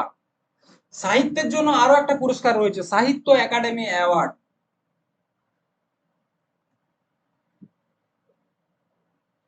সাহিত্য একাডেমি অ্যাওয়ার্ড এটা কিসের জন্য দেওয়া হয়? আমাদের যে 8 নম্বর শিডিউলে 22টা ভাষা রয়েছে, সেই 22টা ভাষা, তার সাথে ইংরেজি এবং রাজস্থানী, ইংলিশ প্লাস রাজস্থানী, মানে টোটাল 24টা ল্যাঙ্গুয়েজে সাহিত্য একাডেমি পুরস্কার দেওয়া হয়। 1954 সাল থেকে দেওয়া হয়। মিনিস্ট্রি অফ কালচার দিয়ে থাকে, মিনিস্ট্রি অফ কালচার। ঠিক আছে, চলো। পুলিৎজার পুরস্কার কোন ক্ষেত্রে দেওয়া হয়? একটু আগে বললাম, সাংবাদিকতার ক্ষেত্রে দেওয়া হয়। 1917 সাল থেকে এটা দেওয়া শুরু হয়েছে, 1917 সাল থেকে। এবং এই পুরস্কারটা প্রাপক প্রথম ভারতীয় হচ্ছে গোবিন্দ বিহারী লাল। ফার্স্ট ইন্ডিয়ান যিনি পেয়েছিলেন তার নাম হচ্ছে গোবিন্দ বিহারী লাল। এটা ইউএস এর একটা প্রাইজ, ঠিক আছে। বাকি ভারতীয় যারা পেয়েছে, ঝুম্পা লাহিড়ী, তাছাড়া যেমন গীতা আনন্দ, সিদ্ধার্থ মুখার্জি,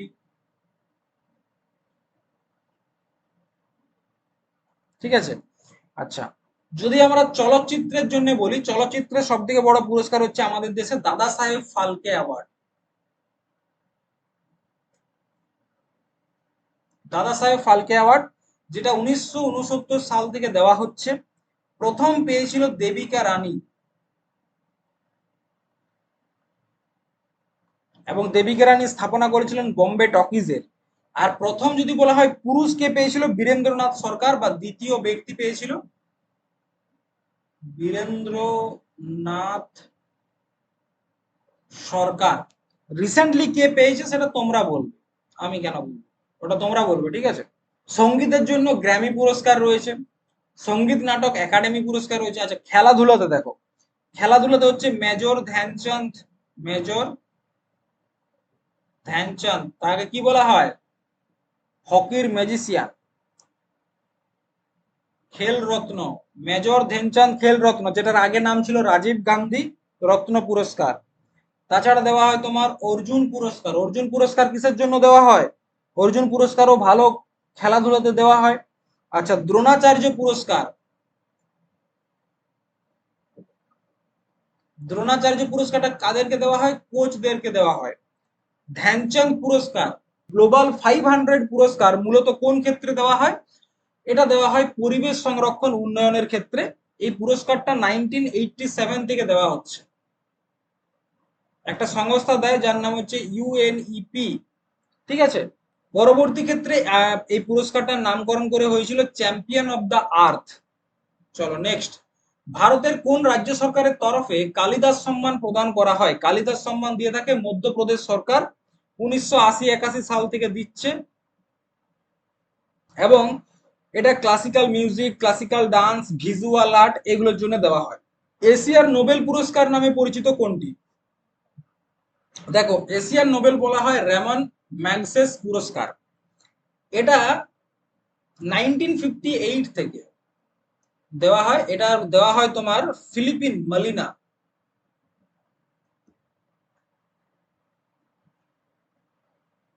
এই দেশ থেকে দেওয়া হয়। এই পুরস্কারটা প্রাপক প্রথম ভারতীয় নামটা মনে রাখবে, বিনোবা ভাবে, বিনোবা ভাবে, ঠিক আছে। অ্যাবেল পুরস্কার, এটাকে বলা হয় নোবেল অফ ম্যাথামেটিক্স,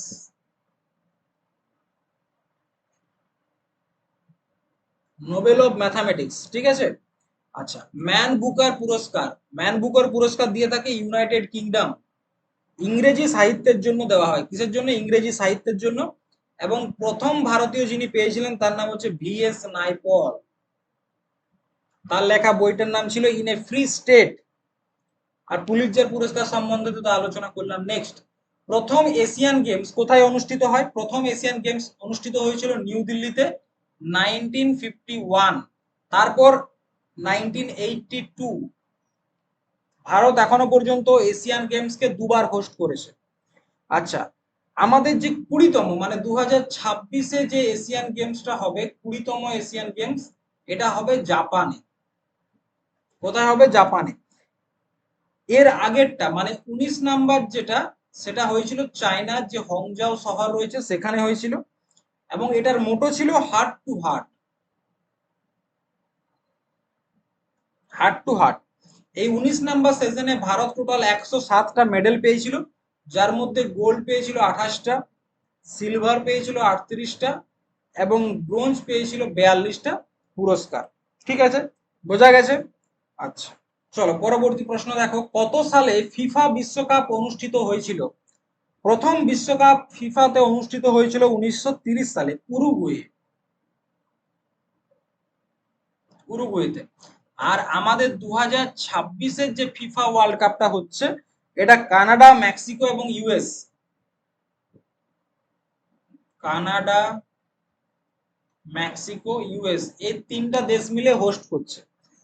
দেখো, এই যে ফিফার স্থাপনা হয়েছিল 1904 সালে, federation of international football association. ঠিক আছে, আচ্ছা, প্রথম ফুটবল ক্লাব, পৃথিবীর প্রথম ফুটবল ক্লাব কোথায় হয়েছিল? ইংল্যান্ডে, শেফিল্ড ক্লাব নাম ছিল, শেফিল্ড ক্লাব, 1857 ইংল্যান্ডে। আর যদি বলা হয় ভারতে প্রথম কোনটা, তার নাম হচ্ছে ডালহৌসি ক্লাব। ভারতে প্রথম হয়েছিল ডালহৌসি ক্লাব। আচ্ছা, ফুটবলের আরো একটা নাম রয়েছে, ফুটবলের নাম বলা হচ্ছে সুকার বা সকার। ঠিক আছে, আচ্ছা, কয়েকটা ট্রফি ফুটবল রিলেটেড একটু মনে রাখবে, ফুটবল রিলেটেড কয়েকটা ট্রফি, যেমন তোমার একটা হচ্ছে সন্তোষ ট্রফি, ডুরান্ড কাপ। ঠিক আছে, কি কি রয়েছে? সন্তোষ ট্রফি, ট্রফিগুলো পরীক্ষায় আসে। সন্তোষ ট্রফি, ডুরান্ড কাপ, এশিয়ার সব থেকে পুরাতন ওল্ডেস্ট ডুরান্ড কাপ। আচ্ছা, রোভার্স কাপ, বেগম হজরত মহল ট্রফি,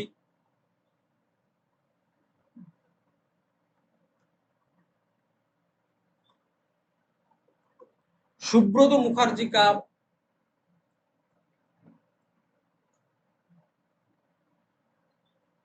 সুব্রত মুখার্জি কাপ, এগুলাই আপাতত মনে রাখবে। নেক্সট, ডুরান্ড কাপ কোন খেলার সাথে যুক্ত? ডুরান্ড কাপ তো এখনই বললাম, ফুটবলের সাথে রিলেটেড একটা খেলা, ফুটবলের সাথে ডেডিকেটেড একটা কাপ হচ্ছে, ফুটবলের সাথে কোনটা? Durand cup. আচ্ছা, ফুটবলের কথা যদি আসে, ফুটবলের পর আমাদের রয়েছে ক্রিকেট। ক্রিকেটের সাথে অ্যাসোসিয়েটেড কয়েকটা ট্রফি মনে রাখবে, পরীক্ষায় পাবে। ক্রিকেটের সাথে অ্যাসোসিয়েটেড ট্রফি কি কি রয়েছে? যেমন একটা হচ্ছে তোমার এশিয়া কাপ, আইসিসি যে ট্রফিগুলো হয়, টি20 ওয়ার্ল্ড কাপ সেইগুলো, সিকে নাইডু ট্রফি, সিকে নাইডু ট্রফি ক্রিকেটের সাথে যুক্ত। আচ্ছা, বর্ডার গাভাস্কার ট্রফি,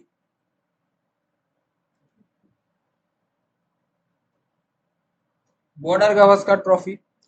আচ্ছা, বিজয় হাজারে ট্রফি,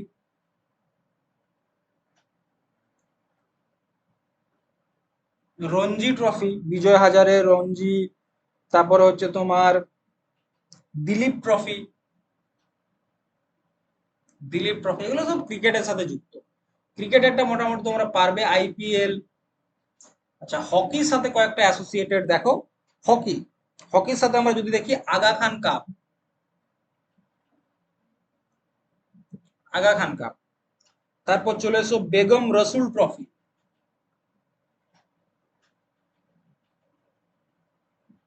বেগম রসুল ট্রফি। ঠিক আছে, আচ্ছা, lady Ratan Tata trophy, lady Ratan Tata trophy. তাছাড়া রয়েছে তোমার Nehru trophy, Wellington cup,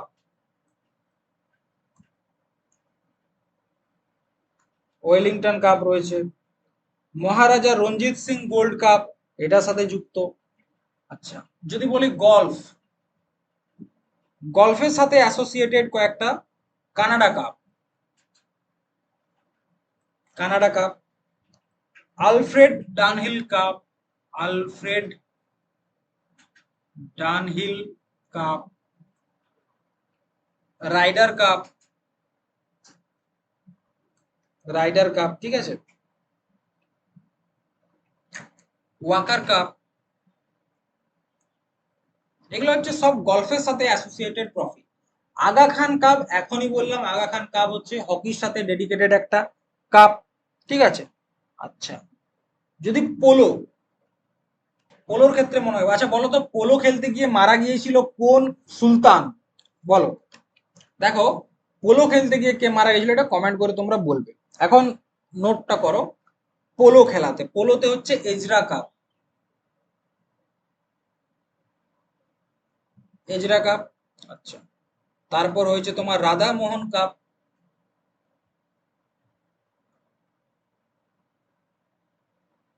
Radha মোহন cup, Prithvi Pal Singh cup, Prithvi Pal Singh cup, ঠিক আছে, এটা হয়ে গেল। দাবার ক্ষেত্রে মনে রাখবে নাইডু ট্রফি,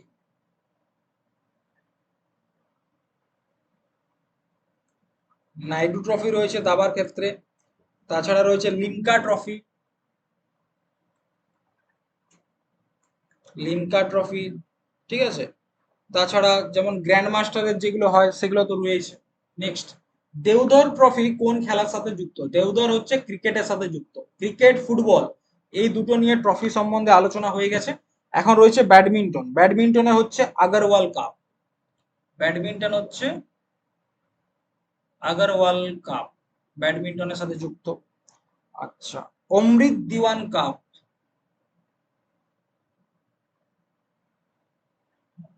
অমৃত দিওয়ান কাপ। ইউনেক্স কাপ, এটা একটা কাপ। তাছাড়া যেমন রয়েছে নারাং কাপ, উবার কাপ রয়েছে। তাছাড়া রয়েছে তোমার ইব্রাহিম রাহিমতুল্লাহ চ্যালেঞ্জার কাপ। টেবিল টেনিসের ক্ষেত্রে কয়েকটা একটু মনে রাখতে পারো, টেবিল টেনিসের ক্ষেত্রে যেমন তোমার রাজকুমারী চ্যালেঞ্জ কাপ রয়েছে, এটা মহিলাদের জন্য। আর রামানুজা ট্রফি রয়েছে পুরুষ জুনিয়রদের জন্য। দেখো, নোট করবে এটা একটু, বার্না ব্যালেক কাপ,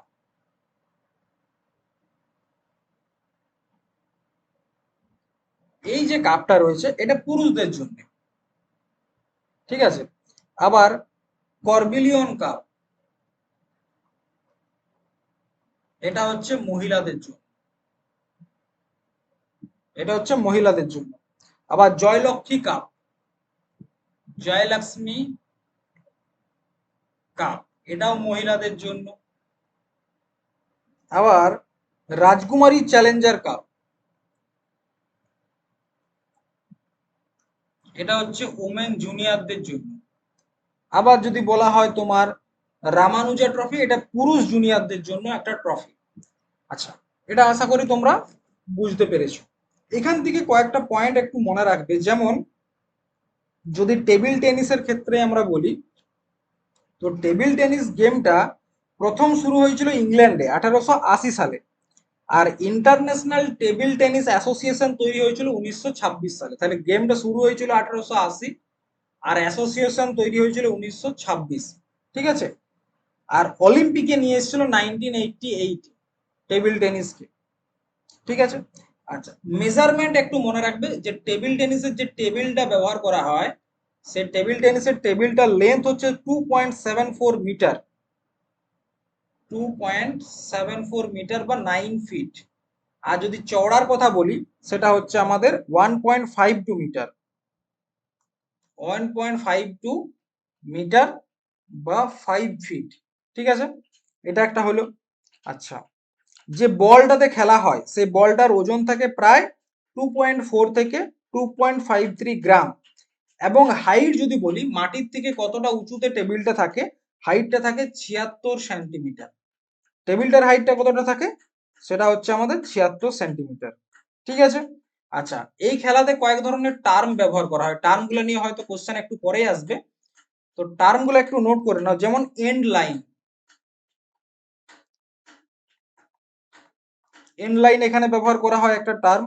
তাছাড়া রয়েছে যেমন আমাদের ড্রপ শট, ড্রপ শট। তাছাড়া রয়েছে তোমার কাউন্টার হিটিং, এই টার্মটা খুব ব্যবহার করা হয়, কাউন্টার হিটিং, এই টার্মটা ব্যবহার করা হয় খুব, ঠিক আছে। চলো পরের কোশ্চেনটা দেখো, বিশপ শব্দটি কোন খেলায় ব্যবহার করা হয়? বিশপ শব্দটি কোন খেলায় সঙ্গে যুক্ত? বিশপ, এটা যুক্ত হচ্ছে আমাদের দাবা খেলার সাথে যুক্ত একটা টার্ম। এই যে বললাম আসবে কোশ্চেন। তো দাবা খেলার সাথে যখন যুক্ত তখন মনে রাখবে শুধুমাত্র বিশপ নয়, গ্যাম্বিট। গ্যাম্বিট এটাও একটা। চেকমেট,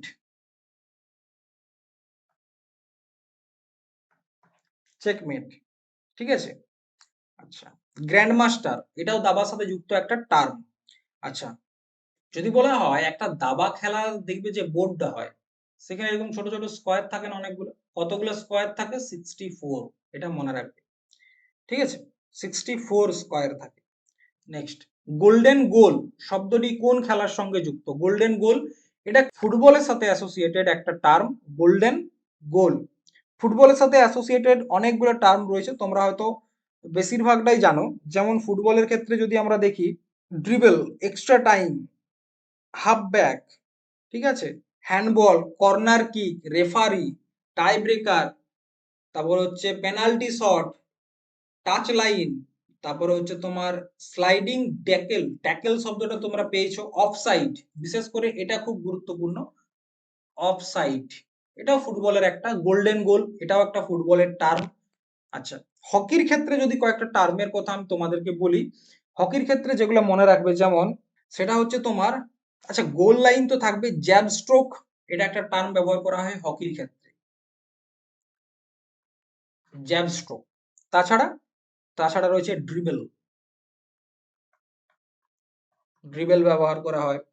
আচ্ছা, আন্ডার কাটিং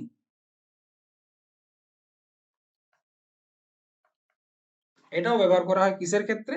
এটা ব্যবহার করা হয় আমাদের হকির ক্ষেত্রে। গলফের ক্ষেত্রে যেমন রয়েছে বগি, গলফের ক্ষেত্রে পরীক্ষায় খুব আসে, এসএসসি পরীক্ষায়, সেটা হচ্ছে বগি। ফরসাম, ফরসাম। তাছাড়া রয়েছে তোমার টি, পুট, নিবলিক, ক্যান্ডি, বাংকার, এই টার্মগুলো ব্যবহার করা হয় গলফের ক্ষেত্রে। ক্রিকেটের ক্ষেত্রে যে টার্মগুলো ব্যবহার করা হয় সেটা হচ্ছে আমাদের, যেমন সিলি পয়েন্ট, তাছাড়া হচ্ছে উইকেট, হিট উইকেট, ওভারথ্রো। ক্রিকেটের ক্ষেত্রে তো মোটামুটি সবাই সবগুলো জানো, ঠিক আছে।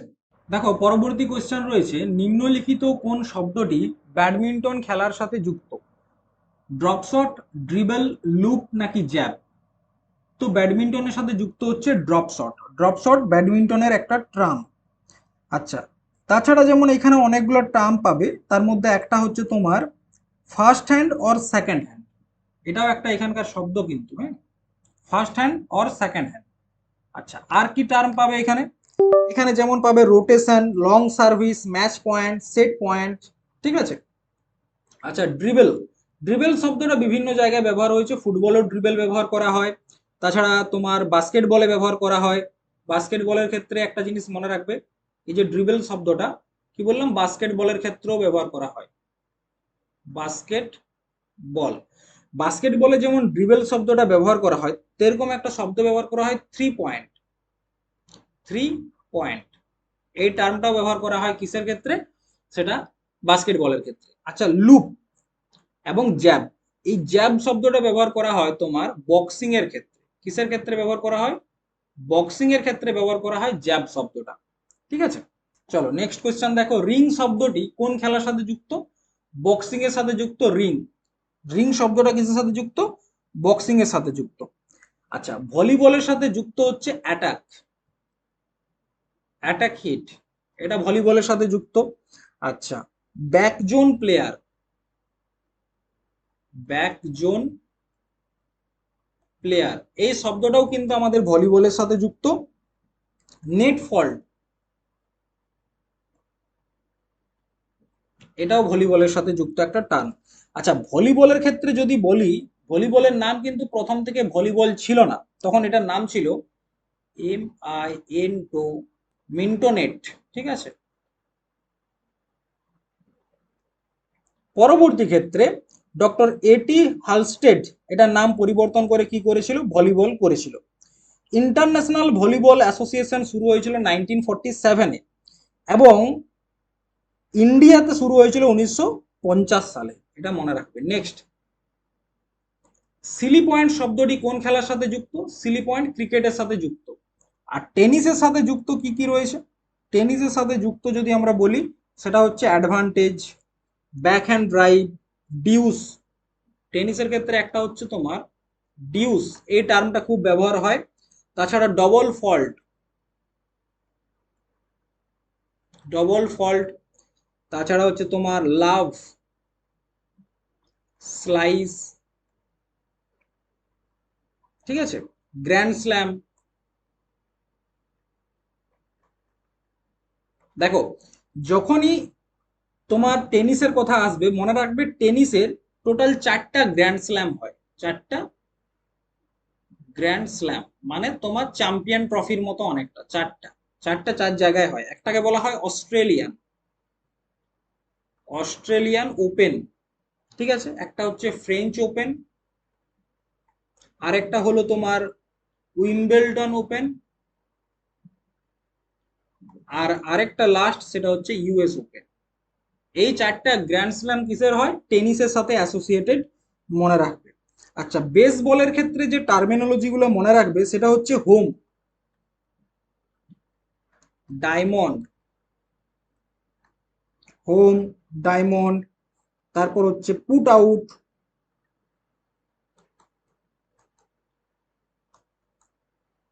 And rubber. এগুলো কিসের সাথে অ্যাসোসিয়েটেড? এগুলো বেসবলের সাথে অ্যাসোসিয়েটেড, ঠিক আছে। চলো নেক্সট, ভারতের প্রথম ব্যক্তিগত অলিম্পিক পদক জয়ী হয়েছেন কে? সেটা হচ্ছে দাদা সাহেব যাদব বা কে ডি যাদব।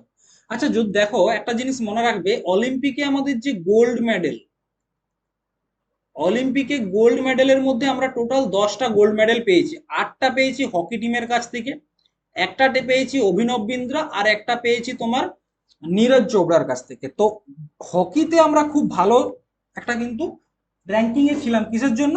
সেটা হচ্ছে আমাদের অলিম্পিকে গোল্ডের জন্য, ঠিক আছে। এটা একটু নোট করে রাখবে।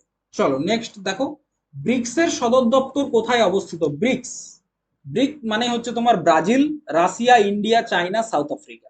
বর্তমানে 11টা মেম্বার রয়েছে।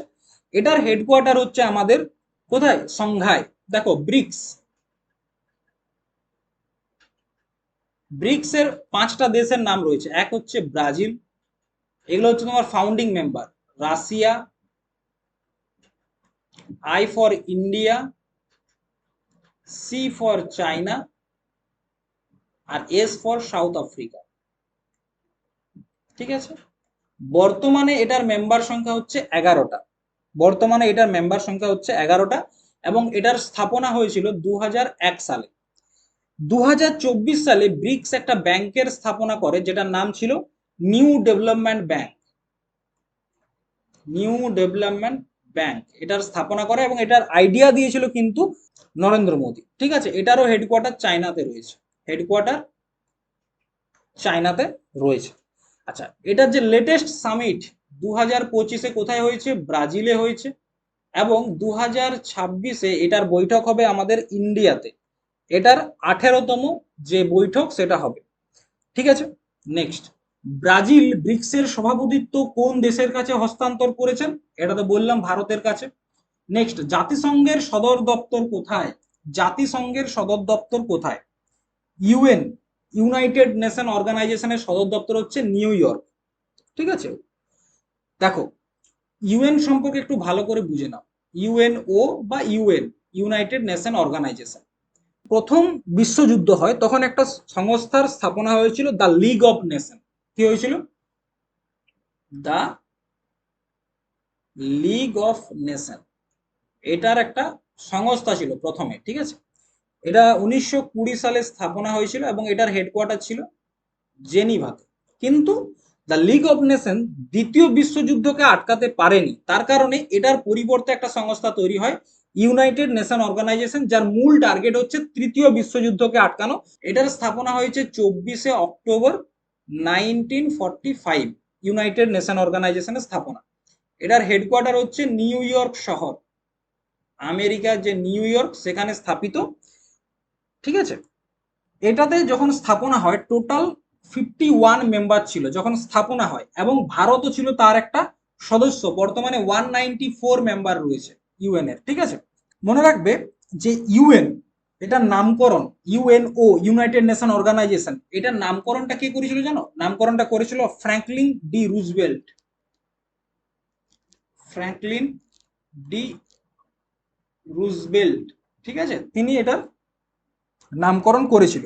আচ্ছা, ইউএন এর অফিসিয়াল ল্যাঙ্গুয়েজ কি কি রয়েছে, এখান থেকে প্রশ্ন কিন্তু আসে। অফিসিয়াল ল্যাঙ্গুয়েজ, অফিসিয়াল ল্যাঙ্গুয়েজ হচ্ছে তোমার ইংরেজি, ইংরেজি, ফ্রেঞ্চ রাশিয়ান, ফ্রেঞ্চ রাশিয়ান, আচ্ছা ম্যান্ডারিন যেটা চায়নার ভাষা, স্প্যানিশ এবং আরবি, স্প্যানিশ এবং আরবি, এগুলো হচ্ছে তোমার ইউএন সংস্থাটার অফিসিয়াল ল্যাঙ্গুয়েজ, ঠিক আছে। আচ্ছা, এদের যে যদি লোগোটা দেখো, এদের লোগোতে তোমরা ওয়ার্ল্ড ম্যাপের চিহ্ন দেখতে পাবে এবং তার সাথে অলিভ পাতা তার চিহ্ন দেখতে পাবে। এই সংস্থাটির টোটাল 6টা অর্গ্যান রয়েছে, 6টা অর্গ্যান রয়েছে। তার মধ্যে দুটো খুব গুরুত্বপূর্ণ, একটা হচ্ছে আমাদের জেনারেল অ্যাসেম্বলি, জেনারেল অ্যাসেম্বলি, এবং আরেকটা হচ্ছে আমাদের সিকিউরিটি কাউন্সিল,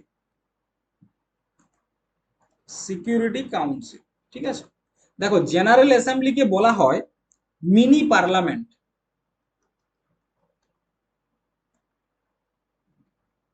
এখানে বিভিন্ন দেশের যে প্রতিনিধি তারা এখানে যায়, একটা দেশ থেকে 5 জন করে মেম্বার জেনারেল অ্যাসেম্বলিতে যেতে পারে, কিন্তু ভোট একটাই হয় এখানে, one nation one vote policy চলে। 5 জন করে মেম্বার গেলেও ওয়ান নেশন ওয়ান ভোট, এই পলিসিটা চলতে থাকে কোথায়? জেনারেল অ্যাসেম্বলিতে থাকে। এই মহাসভার প্রথম যে চেয়ারপারসন ছিল তার নাম হচ্ছে পল হেনরি, এবং প্রথম মহিলা যিনি ছিলেন তার নাম হচ্ছে বিজয় লক্ষ্মী পণ্ডিত, বিজয় লক্ষ্মী পণ্ডিত, ভারতীয়, ঠিক আছে, আমাদের যিনি জওহরলাল নেহরু রয়েছে তার বোন। বর্তমানে কে রয়েছে সেটা তোমরা কমেন্ট করে জানাবে। আর এই যে আমাদের সিকিউরিটি কাউন্সিল রয়েছে, এই সিকিউরিটি কাউন্সিলকে বলা হয় পুলিশম্যান অফ ওয়ার্ল্ড। কি বলা হয়? পুলিশম্যান অফ ওয়ার্ল্ড, ঠিক আছে। এই সিকিউরিটি কাউন্সিলে নিজস্ব ফোর্স থাকে, ঠিক আছে। এদের একটা পিস কিপিং ফোর্স থাকে, বিভিন্ন দেশ থেকে আর্মি সেখানে যায়, সব থেকে বেশি আর্মি ভারতেরই থাকে। এই কাউন্সিলের টোটাল 15 জন মেম্বার থাকে, তার মধ্যে 5 জন মেম্বার হচ্ছে পার্মানেন্ট আর 10 জন মেম্বার হচ্ছে টেম্পোরারি। এই যে পার্মানেন্ট মেম্বার যারা রয়েছে তাদের কাছে রয়েছে ভিটো পাওয়ার। ভিটো পাওয়ার মানে কি? কোনো একটা বিল ধরো জেনারেল অ্যাসেম্বলিতে আসলো বা সিকিউরিটি কাউন্সিলে আসলো যে আমরা রাশিয়ার সাথে কোনো ডিল করব না, তো যাদের কাছে ভিটো পাওয়ার রয়েছে সে যদি ওই বিলটার উপর ভিটো পাওয়ার ব্যবহার করে তাহলে সঙ্গে সঙ্গে সেই বিলটা খারিজ হয়ে যাবে। যেমন কিছুদিন আগে ইসরায়েল এবং ইসরায়েলের যে প্রতিবেশী দেশ তাদের মধ্যে যে ঝামেলা হচ্ছে, সেখানে একটা বিল এসেছিল যে বিলটার উপর আমেরিকা ভিটো পাওয়ার ব্যবহার করেছিল, তারপরে ওই বিলটা আর কার্যকরী হয়নি, ঠিক আছে। তো দেখো ভিটো পাওয়ার তাহলে কার কার কাছে আছে এটা আমাদেরকে জানতে হবে। ভিটো পাওয়ার শব্দের অর্থ হচ্ছে রাইট টু রিজেক্ট। কার কার কাছে রয়েছে? আমেরিকার কাছে রয়েছে, ইউএসএ, রাশিয়া, আচ্ছা, ফ্রান্স, ইউকে, চায়না, ঠিক আছে। এই 5টা দেশের কাছে কি রয়েছে? ভিটো পাওয়ার রয়েছে। ভারতের কাছে কিন্তু ভিটো পাওয়ার নেই, কারণ অন্যান্য দেশগুলো রাজি হয়ে গেলেও আমাদের যে চায়না প্রতিবেশী দেশটি রয়েছে সে কিন্তু আমাদের যখন ভিটো পাওয়ার দেওয়ার কথা আসে তখনই কি করে? তখনই তারা ভিটো পাওয়ারটা ব্যবহার করে সেই বিলটাকে খারিজ করে দেয়। তাছাড়া আরো একটা সংস্থা রয়েছে যেটাকে বলা হয় ট্রাস্টশিপ কাউন্সিল, ট্রাস্টশিপ কাউন্সিল। দেখো দ্বিতীয় বিশ্বযুদ্ধের পর যখন ব্রিটিশরা একটুকু দুর্বল হলো তখন বিভিন্ন দেশ স্বাধীনতা লাভ করেছে, কিন্তু সেই দেশের শাসন ব্যবস্থা কিভাবে চলবে সেটা নিয়ে কোনো ঠিক ছিল না। তো সেই দেশগুলো শাসন ব্যবস্থা পরিচালনা করার জন্য একটা কাউন্সিল তৈরি হয়েছিল, ট্রাস্টশিপ কাউন্সিল, যেটা বর্তমানে নিষ্ক্রিয়। আরেকটা সংস্থা হচ্ছে ইকো সক বা economic and social council. Economic and social council, এখানে 24টা মেম্বার রয়েছে, 3 বছরের কার্যকাল। এই কাউন্সিলের আন্ডারে বিভিন্ন ধরনের সংস্থা রয়েছে, যেমন ডাব্লিউএইচও, আইএমএফ, ওয়ার্ল্ড ব্যাংক, ঠিক আছে। আচ্ছা, আরেকটা হয়েছে আমাদের international council of justice, international council of justice, international council of জাস্টিসের স্থাপনা হয় 1946-এ এবং এটার হেডকোয়ার্টার হচ্ছে দা হেগ, নেদারল্যান্ডের দা হেগ। ঠিক আছে। আচ্ছা, আরেকটা হচ্ছে সচিবালয় বা জেনারেল সেক্রেটারিয়েট। ঠিক আছে। নেক্সট, ইন্টারন্যাশনাল কোর্ট অফ জাস্টিসের সদর দপ্তর কোথায়? সদর দপ্তর হচ্ছে বললাম দা হেগে। আচ্ছা, ইন্টারন্যাশনাল কাউন্সিল অফ জাস্টিস, এটা মনে রাখবে ইউএনওর একমাত্র অর্গানাইজেশন যার হেডকোয়ার্টার নিউ ইয়র্কে নাই। এখানে টোটাল 15 জন জাজ থাকে এবং এদের 9 বছর করে কার্যকাল থাকে, 9 ইয়ার্স এদের টার্ম। ঠিক আছে। এবং এই যে জাজরা রয়েছে এরা কিন্তু রিইলেক্ট হতে পারে, এরা রিইলেক্ট হতে পারে। আচ্ছা, প্রথম ভারতীয় জাস্টিস হিসাবে এখানে কে গেছিল জানো? ফার্স্ট ভারতীয় জাস্টিস, তার নাম হচ্ছে স্যার বেনেগাম। স্যার বেনেগাম।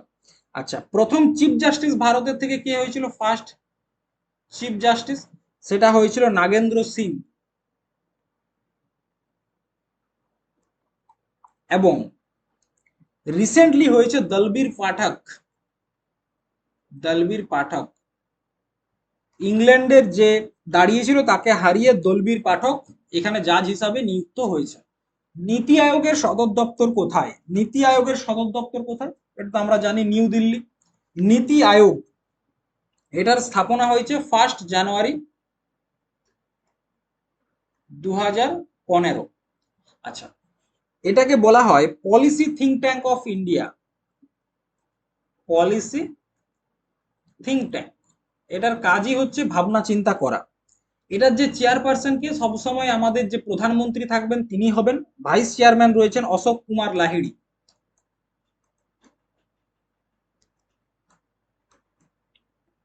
অশোক কুমার লাহিড়ী এবং সিইও তিনি হয়েছেন নিধি ছিব্বার। ঠিক আছে, তিনি হয়েছেন। চলো next, international labour organisation ILO. International labour organisation ILO, এটার সদর দপ্তর কোথায়? এটার সদর দপ্তর হচ্ছে জেনিভা, সুইজারল্যান্ড। ঠিক আছে। এটার স্থাপনা হয়েছে 1919 সালে। 1919 সালের যে ওয়ার্সা সন্ধি, সেই সন্ধির ভিত্তিতে এটা স্থাপনা হয়। এবং এটা 1969 শান্তির জন্য নোবেল পুরস্কার পেয়েছে। এই সংস্থাটা নোবেল পুরস্কার পেয়েছে। নেক্সট, আইএমএফ এর সদর দপ্তর কোথায়? Geneva, Washington, new York, Vienna. এটা সদর দপ্তর হচ্ছে ওয়াশিংটন ডিসি। দেখো 1944 সালে 1944, 1944 সালে একটা সম্মেলন হয়েছিল আমেরিকাতে, ব্রেটেন উডস সম্মেলন। এই সম্মেলনে দুটা ফাইন্যান্সিয়াল সংস্থার গঠনের কথা বলা হয়, একটা শর্ট টার্ম লোন দেওয়ার জন্য আর একটা লং টার্ম। শর্ট টার্মের জন্য আসে আইএমএফ, ইন্টারন্যাশনাল মনিটারি ফান্ড, আর একটা হচ্ছে ওয়ার্ল্ড ব্যাংক। এই দুটারই হেডকোয়ার্টার থাকে কোথায়? Washington DC. দুটারই হেডকোয়ার্টার হচ্ছে ওয়াশিংটন ডিসি। ঠিক আছে। এই যে আইএমএফ, এটার হেড হচ্ছে ক্রিস্টালিনা জর্জিবা এবং ফার্স্ট ডেপুটি এমডি হচ্ছে গীতা গোপীনাথ। ঠিক আছে। আচ্ছা, ওয়ার্ল্ড ব্যাংকের ক্ষেত্রে একটা জিনিস মনে রাখবে, এটার কিন্তু আরো একটা নাম রয়েছে IBRD. IBRD, international bank for reconstruction and development, নামটা মনে রাখবে। International bank for reconstruction and development. পরীক্ষা যদি আইবিআরডি আসে তখন ভুল করে এসো না। ঠিক আছে। ওয়ার্ল্ড ব্যাংক, তোমরা নিশ্চয়ই আমাদের 1960 সালের একটা সন্ধি সম্পর্কে জানো, সেটা ইন্ডিয়া পাকিস্তানের যে সিন্ধু ওয়াটার ট্রিটি। সিন্ধু ওয়াটার ট্রিটিতে তোমার মধ্যস্থতা করেছিল কে? ওয়ার্ল্ড ব্যাংক করেছিল। ওয়ার্ল্ড ব্যাংকের বর্তমানে হেড কে রয়েছে? অজয় বাঙ্গা। অজয় বাঙ্গা। ঠিক আছে। নেক্সট, নাটোর সদর দপ্তর কোথায়? NATO, north Atlantic treaty organization. সম্পূর্ণ নাম কি? North Atlantic treaty organization. এটার স্থাপনা হয়েছিল 1949 সালে। ঠিক আছে। আচ্ছা, হেডকোয়ার্টার হচ্ছে ব্রুসেলস, বেলজিয়াম, এখানে হেডকোয়ার্টার। এটার বর্তমানে মেম্বার সংখ্যা হচ্ছে 32টা। বর্তমানে মেম্বার সংখ্যা হচ্ছে 32টা, এবং রিসেন্টলি যে অ্যাড হয়েছে তার নাম হচ্ছে সুইডেন। আচ্ছা, এই নাটোর একটা তোমার ব্যাপার কি জানো তো, যদি কোনো এই নাটোর মধ্যে যে 32টা দেশ রয়েছে তার মধ্যে কোনো দেশের উপর কেউ অ্যাটাক করে, তার মানে সেটাকে ধরে নেওয়া হয় ওই অ্যাটাকটা ওই 32টা দেশের উপরেই করা হয়েছে। ইন্টারন্যাশনাল রিনিউয়েবল এনার্জি কারেন্সি সদর দপ্তর কোথায়? এটা সদর দপ্তর হচ্ছে আবু ধাবিতে। ঠিক আছে, আবু ধাবিতে হচ্ছে এটার সদর দপ্তর। নেক্সট, নিম্নলিখিতগুলির মধ্যে কোনটি সার্ক সদস্য দেশ নয়? সার্ক, SAARC বা south Asia association for regional corporation, এটা সদস্য নয় জাপান। দেখো সার্ক, এটা সম্পূর্ণ নামটা একটু মনে রাখবে, সাউথ এশিয়া অ্যাসোসিয়েশন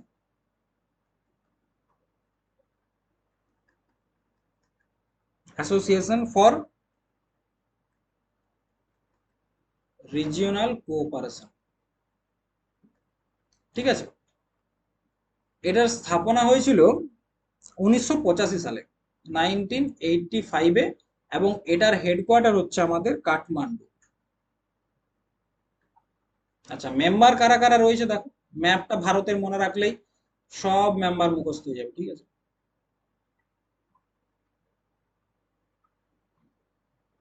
দেখো কারা কারা রয়েছে। মেম্বার হচ্ছে তোমার এক, ইন্ডিয়া তো থাকবেই, দুই পাকিস্তান, ঠিক আছে, শ্রীলঙ্কা, নেপাল, ভুটান, আচ্ছা একে 5 নাম্বার দিলাম, ভুটান, মালদ্বীপ, বাংলাদেশ, আফগানিস্তান, 8টা দেশ। তার মধ্যে নবীনতম হচ্ছে, লেটেস্ট হচ্ছে তোমার আফগানিস্তান, একদম লেটেস্ট। নেক্সট, বর্তমানে ভারতে রামসর সাইটের সংখ্যা কত? বর্তমানে ভারতে রামসর সাইটের সংখ্যা কত? সেটা হচ্ছে আমাদের, রামসর সাইটের সংখ্যা হচ্ছে 100টা। এই যে রামসর সাইট, আমাদের 100তম রামসর সাইটের নামটা কি জানো? Jayaprakash Narayan bird sanctuary. Jayaprakash Narayan bird sanctuary. আচ্ছা, যদি বলা হয় যে সব থেকে বেশি রামসর সাইট কার কাছে রয়েছে, সেটা হচ্ছে তামিলনাড়ু রাজ্যের কাছে সব থেকে বেশি, 20টা রয়েছে। আচ্ছা, সব থেকে বৃহত্তম বৃহত্তম রামসর সাইট হচ্ছে পশ্চিমবঙ্গের সুন্দরবন। সুন্দরবন, আচ্ছা পশ্চিমবঙ্গে দুটো রামসর সাইট রয়েছে, একটা সুন্দরবন আর একটা হচ্ছে ইস্ট কলকাতা।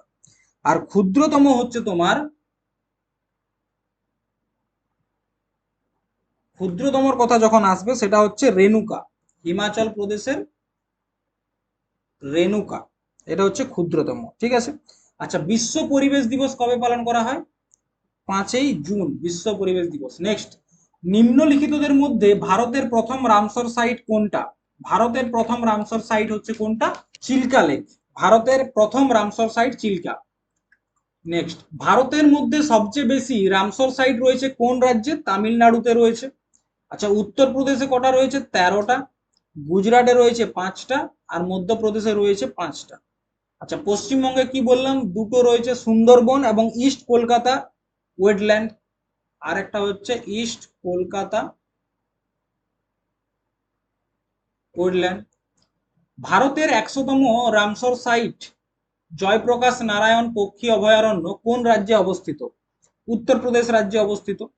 ভারতের কতগুলি রাজ্যে একটি করে রামসর সাইট রয়েছে? 10টা রাজ্যে।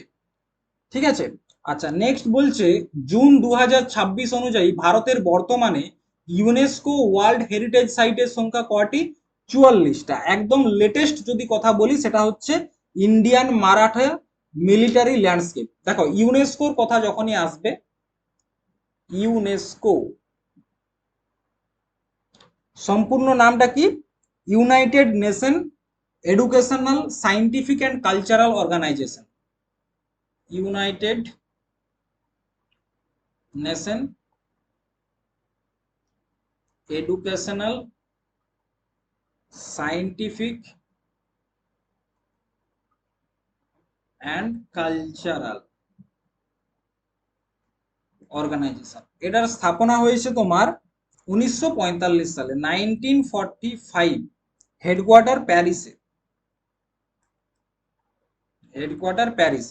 আচ্ছা, 18 এপ্রিল ওয়ার্ল্ড হেরিটেজ ডে হিসাবে পালন করা হয়, এটাও মনে রাখবে, ওয়ার্ল্ড হেরিটেজ ডে হিসাবে পালন করা হয়। ঠিক আছে, বর্তমানে আমাদের 44টা যে হেরিটেজ সাইট রয়েছে তার মধ্যে 36টা হেরিটেজ সাইট হচ্ছে কালচারাল, 7টা হচ্ছে ন্যাচারাল, আর একটা হচ্ছে মিক্সড। এটা হচ্ছে কালচারাল, এটা হচ্ছে ন্যাচারাল, আর একটা হচ্ছে মিক্সড। আচ্ছা, এখানে 44তম কথা যদি বলি, সেটা হচ্ছে আমাদের ইন্ডিয়ান মারাঠা মিলিটারি ল্যান্ডস্কেপ। ঠিক আছে, আর যদি বলা হয় 43তম, সেটা হচ্ছে ময়ডামস, অহোম ডাইনেস্টির যে কবরগুলো ছিল সেটা। নেক্সট, নিম্নলিখিত কোনটি পশ্চিমবঙ্গের ইউনেস্কো ওয়ার্ল্ড হেরিটেজ সাইটের অন্তর্গত নয়? দার্জিলিং হিমালয়ান রেলওয়ে, সুন্দরবন জাতীয় উদ্যান, ভিক্টোরিয়া মেমোরিয়াল। কোনটা আমাদের পশ্চিমবঙ্গের হেরিটেজ সাইটের অংশ নয়? আচ্ছা, পশ্চিমবঙ্গের হেরিটেজ সাইটের অংশ নয় ভিক্টোরিয়া মেমোরিয়াল। কোনটা? ভিক্টোরিয়া মেমোরিয়াল কিন্তু নয়। দার্জিলিং হিমালয়ান রেলওয়ে, এটা হচ্ছে আমাদের একটা হেরিটেজ সাইট, 1999 সালে ইউনেস্কো দ্বারা স্বীকৃতি পেয়েছে। সুন্দরবন জাতীয় উদ্যান, 1987-এ এটা স্বীকৃতি পেয়েছে। আচ্ছা, শান্তিনিকেতন 2023, 2023-এ স্বীকৃতি পেয়েছে। দার্জিলিং হিমালয়ান রেলওয়ে কত সালে ইউনেস্কো স্বীকৃতি পেয়েছে? এখনই তো তোমাদেরকে বললাম, ইউনেস্কো স্বীকৃতি পেয়েছে কত সালে? স্বীকৃতি পেয়েছে তোমার 1999 সালে। দেখো, ভারতের 3টা পর্বতীয় রেলওয়ে বা মাউন্টেন রেলওয়ে রয়েছে, 3টা পর্বতীয় বা মাউন্টেন রেলওয়ে। তার মধ্যে একটা হচ্ছে দার্জিলিং, এক হচ্ছে নীলগিরি মাউন্টেন, নীলগিরি মাউন্টেন, আর একটা হচ্ছে কালকা সিমলা, কালকা সিমলা। দার্জিলিংটা হচ্ছে তোমার 1999 সালে ইউনেস্কো দ্বারা স্বীকৃতি পায়। নীলগিরিটা 2005 সালে স্বীকৃতি পায়, এটা কোথায় অবস্থিত? তামিলনাড়ুতে। এবং কালকা সিমলা হিমাচল প্রদেশে অবস্থিত, 2008 সালে স্বীকৃতি পায়, এটা মনে রাখবে। ঠিক আছে, বাংলার বাউল গান কত সালে বিশ্ব ঐতিহ্য স্বীকৃতি পেয়েছে? বাংলার বাউল গান পেয়েছে 2005 সালে। আচ্ছা, ঠিক আছে। আচ্ছা, মনে রাখবে, রিসেন্টলি 2025 সালে আমাদের যে দীপাবলি রয়েছে, এই দীপাবলিকে ইউনেস্কো স্বীকৃতি দিয়েছে ইনটেনজিবল হেরিটেজ সাইট হিসাবে। 2023 সালে গরবাকে, 2021 সালে হচ্ছে আমাদের দুর্গাপূজা, পশ্চিমবঙ্গে দুর্গাপূজাও কিন্তু একটা ইনটেনজিবল হেরিটেজ সাইট হিসাবে মর্যাদা পেয়েছে ইউনেস্কো দ্বারা। আচ্ছা, আর যদি বলি কোনটা, ছৌ ডান্স, আমাদের যে ছৌ ডান্স রয়েছে, ছৌ ডান্স, সেটা 2010 সালে ইউনেস্কো দ্বারা স্বীকৃতি পেয়েছে। ঠিক আছে, চলো নেক্সট দেখো, ভারতের 44তম ইউনেস্কো ওয়ার্ল্ড হেরিটেজ সাইট সেটা কোনটা? সেটা মারাঠা ল্যান্ডস্কেপ, যেটা আমরা বললাম সেটাই। আচ্ছা, তারপর দেখো হৈসালের মন্দির, এবং আরেকটা রয়েছে ধলাবিরা। ধলাবিরা কিন্তু আমাদের একটা সিন্ধু সভ্যতার অংশ, এটা মাথায় রাখতে হবে। সিন্ধু সভ্যতার অংশ হচ্ছে আমাদের কোনটা? সেটা হচ্ছে ধলাবিরা। 2021 সালে এটা স্বীকৃতি পেয়েছে, 2021 সালে এটা স্বীকৃতি পেয়েছে। ঠিক আছে, আচ্ছা, 2021 সালে গুজরাটের কচ্ছের কাছে এটা অবস্থিত, এবং এটা খুঁজে বের করেছিল কে? এটা খুঁজে বের করেছিল আমাদের জেপি যোশী। আর এই যে হৈসেলের মন্দির সমূহ যেটা রয়েছে, এটা 2023 সালে, 2023 সালে স্বীকৃতি পেয়েছে। কর্ণাটক রাজ্যে অবস্থিত। কোথায়? কর্ণাটক রাজ্যে অবস্থিত। এখানে 3 ধরনের মন্দির রয়েছে, একটা বেলুর মন্দির, একটা হেলবিডে মন্দির, একটা সোমনাথপুরম মন্দির। নেক্সট, বর্তমানে ভারতের মোট কতগুলি জাতীয় উদ্যান রয়েছে? ন্যাশনাল পার্ক কতগুলো রয়েছে? ন্যাশনাল পার্কের সংখ্যা হচ্ছে বর্তমানে 107টা। কতগুলা? 107টা। 107 নাম্বার হচ্ছে আমাদের তোমার সিমলিপাল ন্যাশনাল পার্ক। আচ্ছা, আমাদের প্রথম যে ন্যাশনাল পার্ক সেটা হচ্ছে Jim Corbett national park. Jim Corbett national park, এটা হচ্ছে আমাদের প্রথম ন্যাশনাল পার্ক। ঠিক আছে, জিম করবেটের আগে কি নাম ছিল জানো? জিম করবেটের আগে নাম ছিল হেইলি। এটা উত্তরাখণ্ডে অবস্থিত, এটাও মাথায় রাখবে। 1936 সালে এটাকে ন্যাশনাল পার্কের মর্যাদা দেওয়া হয়। আচ্ছা, পশ্চিমবঙ্গে কটা যদি বলা হয় ন্যাশনাল পার্ক রয়েছে, তাহলে ছটা। ছটা কি কি? Sundarban national park, Jaldapara national park, Gorumara national park, Singalila national park, Neora valley national park এবং বক্সা ন্যাশনাল পার্ক। ঠিক আছে। ভারতের সবচেয়ে ছোট জাতীয় উদ্যান কোনটি? সব থেকে ছোট জাতীয় উদ্যান কোনটা? এটা হচ্ছে তোমার সাউথ বাটন আইল্যান্ড, সব থেকে ছোট। ঠিক আছে। আচ্ছা, পেঞ্চ ন্যাশনাল পার্ক মধ্যপ্রদেশে অবস্থিত। চাঁদোলি, এটা হচ্ছে মহারাষ্ট্রে। ভারতের কোন রাজ্যে সর্বাধিক জাতীয় উদ্যান রয়েছে?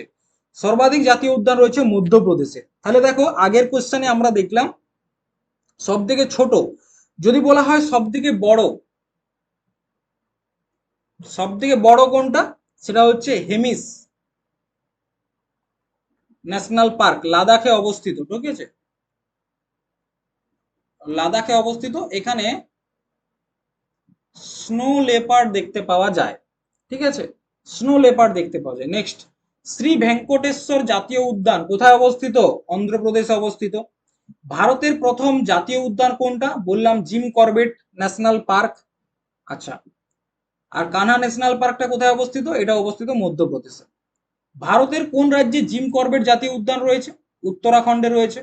কাজিরাঙ্গা জাতীয় উদ্যান কোথায়? কাজিরাঙ্গা আসামে।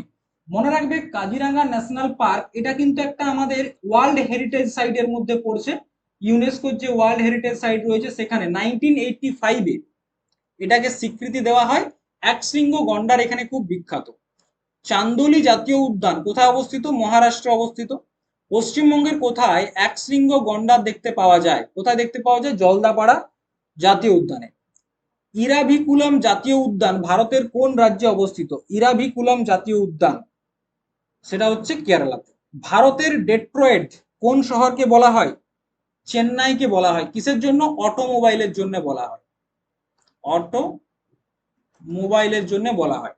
বেঙ্গালুরুকে কি বলা হয়? গার্ডেন সিটি বলা হয়। গার্ডেন সিটি বা সিলিকন ভ্যালি, সিলিকন ভ্যালি বলা হয়। ঠিক আছে। মুম্বাইকে কি বলা হয়? City of dreams. ভারতের কোন শহরকে উৎসবের শহর বলা হয়? সেটা হচ্ছে মাদুরাই। মাদুরাইয়ের একটা বিখ্যাত মন্দির মনে রাখবে, সেটা হচ্ছে মীনাক্ষী সুন্দরেশ্বর মন্দির।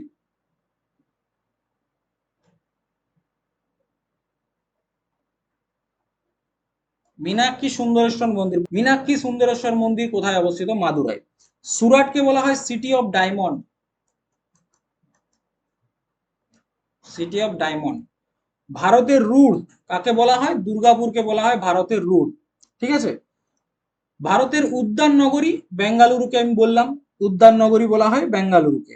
ভারতের ম্যানচেস্টার কাকে বলা হয়? ভারতের ম্যানচেস্টার বলা হয় আহমেদাবাদকে। ভারতের ডায়মন্ড সিটি কাকে বলা হয়? ভারতের ডায়মন্ড সিটি বলা হয় সুরাটকে। জামশেদপুরকে কি বলা হয়? পিটার্সবার্গ বা স্টিল সিটিও বলা হয়। গোলাপি শহর কাকে বলা হয়? পিঙ্ক সিটি, জয়পুরকে বলা হয়। আচ্ছা, জয়পুর হচ্ছে আমাদের একটা ইউনেস্কো স্বীকৃত শহর, মনে রাখবে। ইউনেস্কো দ্বারা স্বীকৃতিপ্রাপ্ত প্রথম শহর হচ্ছে আহমেদাবাদ, আর তারপরে হচ্ছে আমাদের জয়পুর। 2019 সালে এটা ইউনেস্কো দ্বারা স্বীকৃতিপ্রাপ্ত একটা শহর। আর যদি বলা হয় ইউনেস্কো দ্বারা স্বীকৃতিপ্রাপ্ত ফার্স্ট শহর কোনটা, সেটা হচ্ছে আহমেদাবাদ। ঠিক আছে, আহমেদাবাদ হচ্ছে প্রথম শহর যেটাকে ইউনেস্কো স্বীকৃতি দিয়েছে। এটা সবরমতী নদীর তীরে অবস্থিত। 2017 সালে স্বীকৃতি দিয়েছে, এটা মাথায় রাখবে। এবং এখানে মনে রাখবে যে আহমেদাবাদ শহরটাকে বানাইছিল আহমেদ শাহ। এবং এটা, এখানে একটা ওয়াটার রিজার্ভায়ার রয়েছে যেটার নাম হচ্ছে কাকরিয়া ঝিল, যেটার থেকে এসবিআই এর লোগোটা নেওয়া হয়েছে। দক্ষিণ ভারতের ম্যানচেস্টার কোয়েম্বাটুরকে বলা হয়। প্রসাদ নগরী বলা হয় কলকাতাকে। ভারতের গ্লাসগো পশ্চিমবঙ্গের কোন শহরকে বলা হয়? গ্লাসগো, এটা বলা হয় আমাদের হাওড়াকে। ভারতের সর্বশেষ জনগণনা কবে হয়েছে? 2011 সালে হয়েছে। ফার্স্ট সেন্সাস কবে হয়েছিল জানো? ফার্স্ট সেন্সাস এটা হয়েছিল তোমার 1872 তে। কার সময়? Lord Mayo. কিন্তু এটা দশকীয় ছিল না। ফার্স্ট দশকীয় যদি বলে, মানে একদম সায়েন্টিফিক পদ্ধতিতে, সেটা হচ্ছে 1881 সালে লর্ড রিপন। লর্ড রিপন। আচ্ছা, প্রথম সেন্সাস কমিশনার কে ছিল? প্রথম সেন্সাস কমিশনার ছিল ডাব্লিউসি প্লাউডেন। ডাব্লিউসি প্লাউডেন। আচ্ছা, আর আমাদের যে 2011-তে হয়েছে, এটা হচ্ছে আমাদের 15তম সেন্সাস, সি চন্দ্রমৌলি।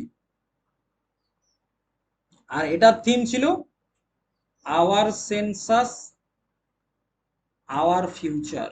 ঠিক আছে। এই সময় প্রধানমন্ত্রী ছিল কে? মনমোহন সিং। ডক্টর মনমোহন সিং। ঠিক আছে। আর আমাদের এখন হবে 2026-27-এ। এটা মনে রাখবে, ফুললি ডিজিটাল এবং caste based. Caste based census হবে। আচ্ছা, এটার কমিশনার কে রয়েছে? মৃত্যুঞ্জয় কুমার নারায়ণ।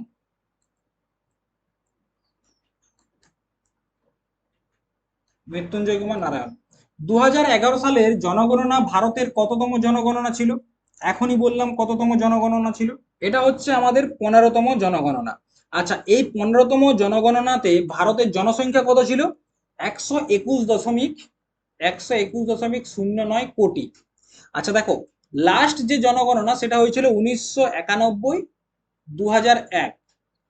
এই জনগণনাতে আমাদের যে পপুলেশন গ্রোথ সেটা ছিল 21.54%। আর 2001 থেকে 2011 এই যে দশকীয় বৃদ্ধি, এখানে আমাদের পপুলেশন গ্রোথ হচ্ছে 17.7, মানে জনসংখ্যা বৃদ্ধির হারটা একটু কমেছিল। আমাদের এই যে সেন্সাসটা, এখানে সব থেকে বেশি পপুলেশন ছিল কোথায়? উত্তরপ্রদেশে, প্রায় তোমার 19.98 কোটি। ঠিক আছে। আর সব থেকে লোয়েস্ট কোথায় ছিল? সেটা হচ্ছে সিকিম। সব থেকে লোয়েস্ট হচ্ছে সিকিম, 6.11 লাখ পপুলেশন রয়েছে। আচ্ছা, যদি ইউনিয়ন টেরিটরির ক্ষেত্রে দেখি, সব থেকে বেশি পপুলেশন কোথায়? সেটা হচ্ছে দিল্লি। সব থেকে বেশি পপুলেশন হচ্ছে দিল্লি, 1.68 ক্রোর। আর সব থেকে লোয়েস্ট রয়েছে লক্ষদ্বীপ, মাত্র 64,000 পপুলেশন। কোথায়? এখানে। আচ্ছা, চলো এরপর আমরা একটু ডেনসিটির দিকে দেখি। যদি পপুলেশন ডেনসিটির কথা বলি, পপুলেশন ডেনসিটির কথা বললে মনে রাখবে বিহার হচ্ছে ফার্স্ট। পপুলেশন ডেনসিটি মানে কি? প্রতি বর্গ কিলোমিটারে কতজন মানুষ বসবাস করছে। তো বিহারে 1102 জন পার বর্গ কিমি। ঠিক আছে, পার বর্গ কিমি বিহার। সেকেন্ড ছিল আমাদের পশ্চিমবঙ্গ, 1029 পার বর্গ কিমি।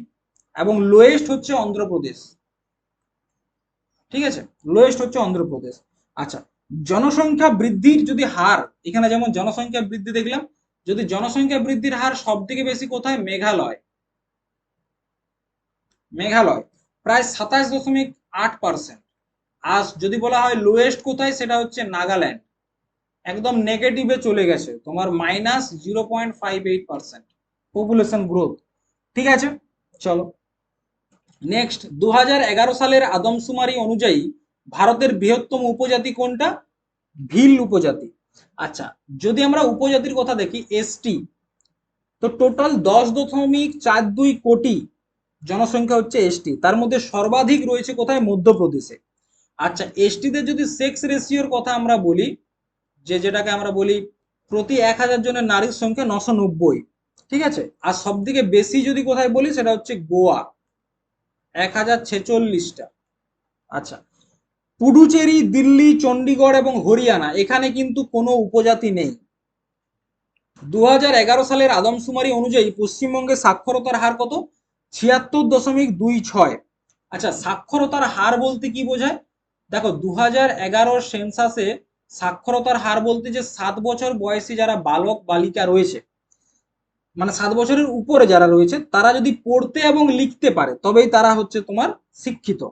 আর 1981-এ 1981 সালে কি ছিল, যে 5 বছরের উপরে যদি কেউ পড়াশোনা করতে পারে বা লিখতে পারে যে কোনো একটা ভাষা, তাহলে সে শিক্ষিত। 1981-এ তখন এই রুলটা ছিল। আচ্ছা, ইন্ডিয়াতে সাক্ষরতার হার যদি আমরা দেখি, ইন্ডিয়াতে সেটা হচ্ছে 73%। 73%, যার মধ্যে 80.09% হচ্ছে পুরুষ এবং 64.60% হচ্ছে মহিলা। সর্বাধিক যদি আমরা দেখি 2011 সেন্সাসে হাইয়েস্ট হচ্ছে কেরালা, কিন্তু রিসেন্টলি কেরালাকে টপকে চলে গেছে মিজোরাম। আর লোয়েস্ট হচ্ছে বিহার। কেরালাতে কত ছিল? 93.91%, আর বিহারে ছিল 61.80%। ঠিক আছে, চলো নেক্সট। ভারতের কোন রাজ্যের জনঘনত্ব সবচেয়ে কম? জনঘনত্ব সব থেকে কম কোথায়? অরুণাচল প্রদেশে। ভারতের কোন রাজ্যে জনসংখ্যা সর্বাধিক? সেটা হচ্ছে উত্তরপ্রদেশ। সর্বাধিক জনঘনত্ব বিশিষ্ট কেন্দ্রশাসিত অঞ্চল, সর্বাধিক জনঘনত্ব, এটা হচ্ছে আমাদের নিউ দিল্লিতে। 1 বর্গ কিলোমিটারে মানে তোমার 11,297 জন থাকে পার বর্গ কিলোমিটার। আর যদি বলা হয় সব থেকে কম, সেটা হচ্ছে আন্দামান নিকোবর, 46 জন পার বর্গ কিলোমিটার। ঠিক আছে, নেক্সট। বর্তমানে ভারতের কোন রাজ্যে সাক্ষরতার হার সব থেকে বেশি? সেটা তো আমি বললাম এখনই, সেটা হচ্ছে মিজোরাম। একটা নতুন রিপোর্ট, পিএলএফএস পিএলএফএস রিপোর্ট অনুযায়ী মিজোরামে সাক্ষরতার হার সব থেকে বেশি, 98.2%। নেক্সট, 2011 সালের জনগণনা কমিশনের দায়িত্বে কে ছিলেন? Doctor C Chandramouli. সর্বশেষ জনগণনার সময় ভারতের তৎকালীন প্রধানমন্ত্রী কে ছিলেন? ডক্টর মনমোহন সিং। আচ্ছা, মিডনাইট চিলড্রেন কে লিখেছেন? অরুন্ধতী রায়, সলমান রুশদি, বিক্রম সেঠ, অমিতাভ ঘোষ। মিডনাইট চিলড্রেন এই যে গল্পটা, এটা লিখেছে কে? এটা লিখেছে তোমার সলমান রুশদি। সলমান রুশদির কয়েকটা লেখা বই, যেমন তোমার একটা হচ্ছে ভিক্টরি সিটি। Victory city. আচ্ছা, তারপর একটা বই হচ্ছে তোমার সেম। এছাড়া রয়েছে তোমার the 11th hour.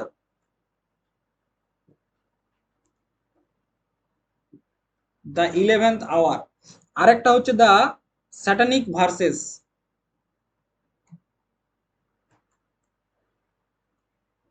The Satanic Verses, ঠিক আছে। আচ্ছা, অরুন্ধতী রায়। অরুন্ধতী রয়। অরুন্ধতী রয়ের হচ্ছে তোমার the god of small things. The god of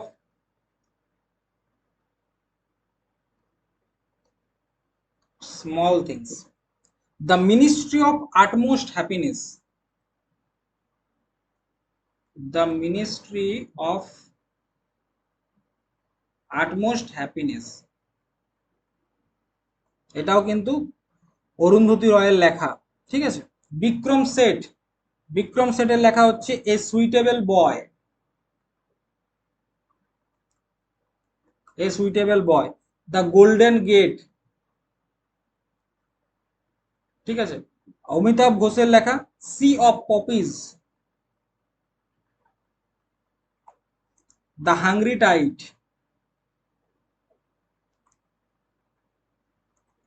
গান আইল্যান্ড। এগুলো হচ্ছে কার? অমিতাভ ঘোষের লেখা। মালগুডি ডেজ কে রচনা করেছেন? মালগুডি ডেজ লেখক হচ্ছে আর কে নারায়ণ। আর কে নারায়ণের লেখা হচ্ছে দ্য গাইড। পরীক্ষায় তো খুব পাবে দ্য গাইড। পরীক্ষায় একটা প্রশ্ন আছে, আর কে নারায়ণের লেখা প্রথম নোবেল কোনটা? আর কে নারায়ণের ফার্স্ট নোবেল। এসএসসির কোয়েশ্চেন এটা, ঠিক আছে। এটা এসেছিল তোমার এসএসসি তে, এমটিএস মনে হয়, স্বামী অ্যান্ড হিজ ফ্রেন্ডস। স্বামী অ্যান্ড ফ্রেন্ডস, এটা হচ্ছে তার লেখা প্রথম নোবেল। The English teacher.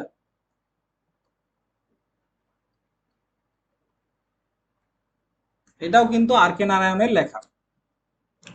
এখান থেকে তোমরা নোট করবে মুন্সি প্রেমচন্দ, তার লেখা বই খুব গুরুত্বপূর্ণ একজন অথার, পরীক্ষাতে প্রচুর আসে। মুন্সি প্রেমচন্দ, তার লেখা হচ্ছে গোদান, হিন্দি অথার আর কি, ঠিক আছে। ঈদগাহ। দো बैलों की कहानी।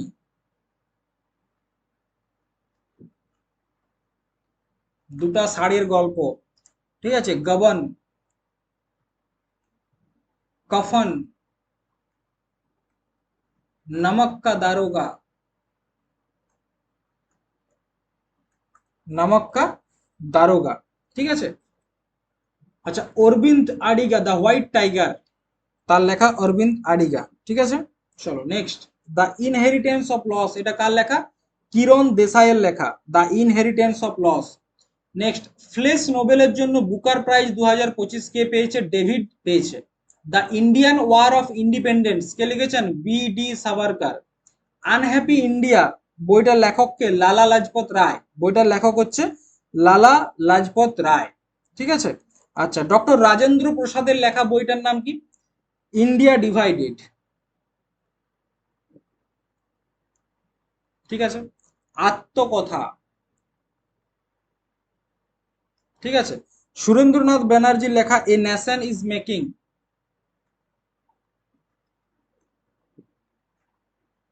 এ নেশন ইজ মেকিং, এটা কার লেখা? সুরেন্দ্রনাথ বন্দ্যোপাধ্যায়ের লেখা। দ্য হোয়াইট টাইগার, এটা কার লেখা? এটা লেখক হচ্ছে অরবিন্দ আডিগা, তার লেখা। অরবিন্দ আডিগার লেখা বইয়ের নাম হচ্ছে সিলেকশন ডে, পরীক্ষায় আসে। Selection day, last man in tower,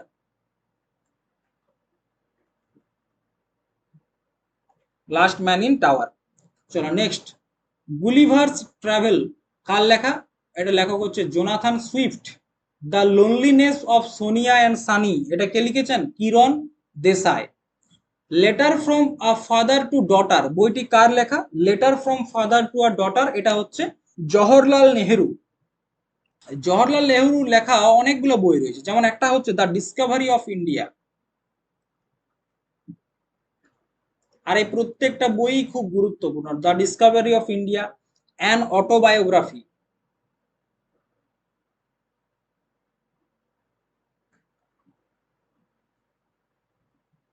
এই বইটার আরো একটা নাম রয়েছে, two word freedom.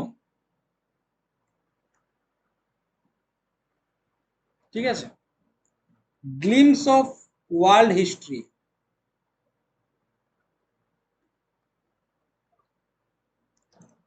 India and the world.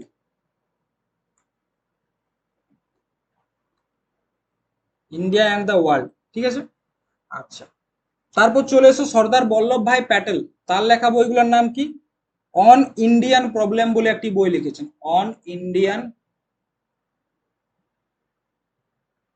Problem. মুসলমান और শরণার্থী।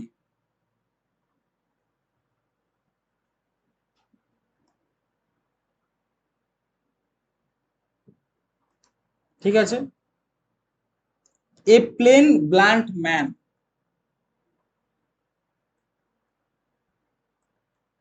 ম্যান। আর্থিক অ্যান্ড বিদেশ নীতি, এটাও একটা রয়েছে, আর্থিক অ্যান্ড বিদেশ নীতি। এগুলো কার লেখা? সর্দার বল্লভভাই প্যাটেলের। এই হচ্ছে আমাদের একটা আজকের স্ট্যাটিক জিকের ম্যারাথন ক্লাস, যেখানে আমরা books and author, UNESCO heritage site, classical dance এবং আরো অন্যান্য যে গুরুত্বপূর্ণ টপিকগুলো ছিল সেগুলো নিয়ে আলোচনা করেছি। আশা করি ক্লাসটা তোমাদের খুব ভালো লেগেছে। যদি ক্লাসটা ভালো লেগে থাকে অবশ্যই বন্ধুদের সাথে ক্লাসটা শেয়ার করবে, আমাদের চ্যানেলটাকে সাবস্ক্রাইব করে রাখবে এবং পিডিএফটা পাওয়ার জন্য আমাদের যে telegram channel GK GS by Rohit, সেখানে যুক্ত হয়ে যাও। দেখা হবে পরের ক্লাসে।